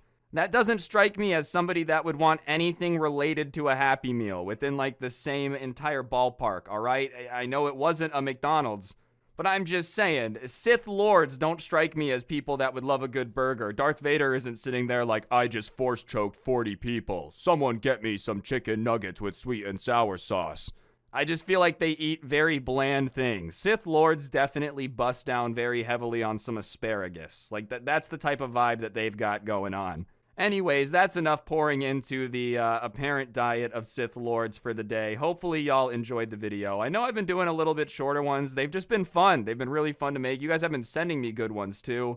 I've got a special video coming tomorrow for Halloween that's going to be a bit longer, so if you've been missing those, that's going to be back. But yeah, on that note, that'll do it for the video. Thank you all so much for watching. If you enjoyed, be sure to press the like button. Let me know in the comment section down below what you thought. And of course, subscribe if you're new. And if you like listening to these, but you'd rather listen to the audio, I do post them on Spotify. You can find that link down below in the description. But yeah, on that note, don't get anyone pregnant. If you do, make sure they're hot. I'm going to go fight a drive-thru speaker. I'll see you guys next time. I'm out. Peace. What's going on, guys? It's your boy Scrub here, back again with another video. Hope you guys are having a great day. I know I am, and if you are, be sure to press the like button. Otherwise, no joke, no scam whatsoever. Your car is gonna get stuck in ocean water. Yeah, that's right, guys. If you don't press the like button, the next time you go to the beach, a tsunami is gonna come and only hit your car. Nothing else will be affected, so I would press the like button. Real talk, though, guys. Hope you're having a great day. Today, I have a funny story from a time I was at the beach and I witnessed a dude straight up drive his car onto the beach to the point where it started to get ocean water in it, and then he freaked out and got out only to just leave. Like, he walked away. Nobody knows where he went. I'm honestly not too sure what happened, because my parents ended up making us leave after that because they didn't want us to stick around and realize what the crazy guy was gonna do. I don't know what he was gonna do, but yeah, that's just how it happens sometimes, and it should be a pretty funny video. So without further ado, let's get into it. Shout out Magnolia the Mosto. And my boys, yeah, we whipping in the foreign. Only time we in the buses when we tour. Anyways, guys, what's going on? This story takes place quite a bit ago. I was probably 9 or 10 years old, and it was during a family vacation to Huntington Beach. And Huntington Beach is a pretty cool place, you know. It's got good waves, it's a good vibe, and for the most part, the people are pretty cool. It's not like Venice where you really expect to see a bunch of weird, out-of-control stuff. Obviously, it's a beach in California, so sometimes stuff gets weird, and that's just how it is, but for the most part, people are pretty normal in Huntington Beach, and the first couple days of our little beach vacation, everything's normal. People are boogie boarding, doing their thing, nothing too crazy, nothing to write home about. But on the last day, you know, we're just sitting on the beach doing our thing. It's me, my mom, my dad, my brother, and my uncle, and a couple of my cousins. And as we're sitting there, we see this car driving down the beach. And I don't think you're allowed to drive on the beach in California. I don't live there, but, you know, for the most part, every now and then there are some people who drive on the beach regardless, just because forget the rules. And we kind of realize that this guy is driving down the beach a little bit faster than somebody who's just like enjoying a nice leisurely drive down the coast. He's coming with a little bit of speed behind him. So my dad starts watching the car a little bit more intently, and, you know, for whatever reason, my dad had latched onto it, so I thought it was cool to be looking at it too. And all of a sudden, my dad and my uncle start being like, all right, guys, we're going to back up. We're going to pack up our stuff. And as we're packing stuff up, this car is still coming down the beach relatively quickly. And about like 2 football fields, like 200 yards away from us, dude, the car is still coming quickly. And my dad and my uncle have got us all picked up, and they're just kind of... I'm behind my dad. My dad's holding my brother, in this car, as it's like 2 football fields away from us, just starts, you know, trying to like turn. But the problem is it's going really fast on wet sand. So when it tries to turn, it like tigs in its wheels and it turns too quickly. And suddenly it starts veering directly towards the ocean, which is the exact opposite place you want to go in this scenario. Like, let's be honest, sometimes it's okay to turn the wrong direction if you're in the middle of nowhere on a flat field, but the worst place to possibly turn too hard is when to your left is a bunch of families and to your right is the ocean. Like, in terms of getting stuck between a rock and a hard place, there's really not a good way to get out of this. So the car just like veers into the water, and as it hits the water, the like right side of it sinks into the sand really hard, and it like tilts and a big wave crashes into it. And I remember like the wave hitting the windshield and seeing the windshield just like crack. It was a pretty big wave. Anyone who's ever been to Huntington Beach knows every now and then there's those waves that pick up all the water in front of them, and it's just pure sand, and if it dumps on you, it don't feel too good. It had just happened to have been like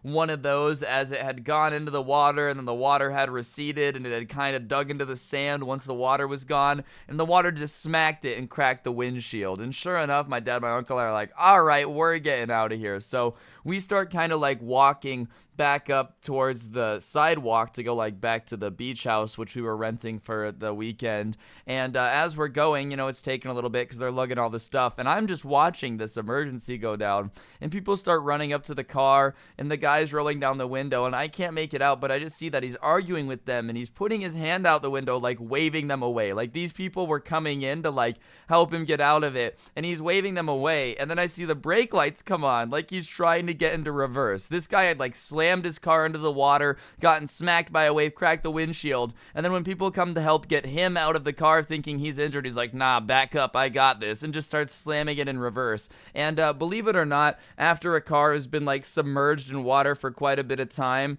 or not submerged, I guess, but there's definitely water in it. It was deep enough after the wave slammed on it where like the wheels were half covered in water. It's not having too good of a time trying to like back out of the shoreline. So the car is struggling and people start like trying to get the guy out. And my parents, you know, have just kept walking with my little brother because they were just getting out of there. So I'm still standing here looking. And I hear my dad start calling my name for me to come ahead, but I'm just so fascinated that I'm still watching this. And I see the dude finally just admit defeat and realize that his car is Poseidon's now, like he's never getting it back. The ocean is not gonna play keepsies, or is playing keepsies with his car. It's not playing givesy backsies. Sadly, the sports utility vehicle did not come with a waterproof guarantee. I am gonna be annoying for a second and just ask you guys to press the like button and comment the word ocean down below if you're enjoying the video. It just helps the content do better and get more views, which you know, makes my day a little bit better. So if you wouldn't mind, I'd appreciate it. And yeah, without further ado, back to the story. So the guy finally just admits defeats and opens the door. And you know when somebody like is obviously a little bit intoxicated, you know, they do that waddle walk thing where it's somebody who's not just admitting that they can't walk, it's somebody who knows they can't walk but is like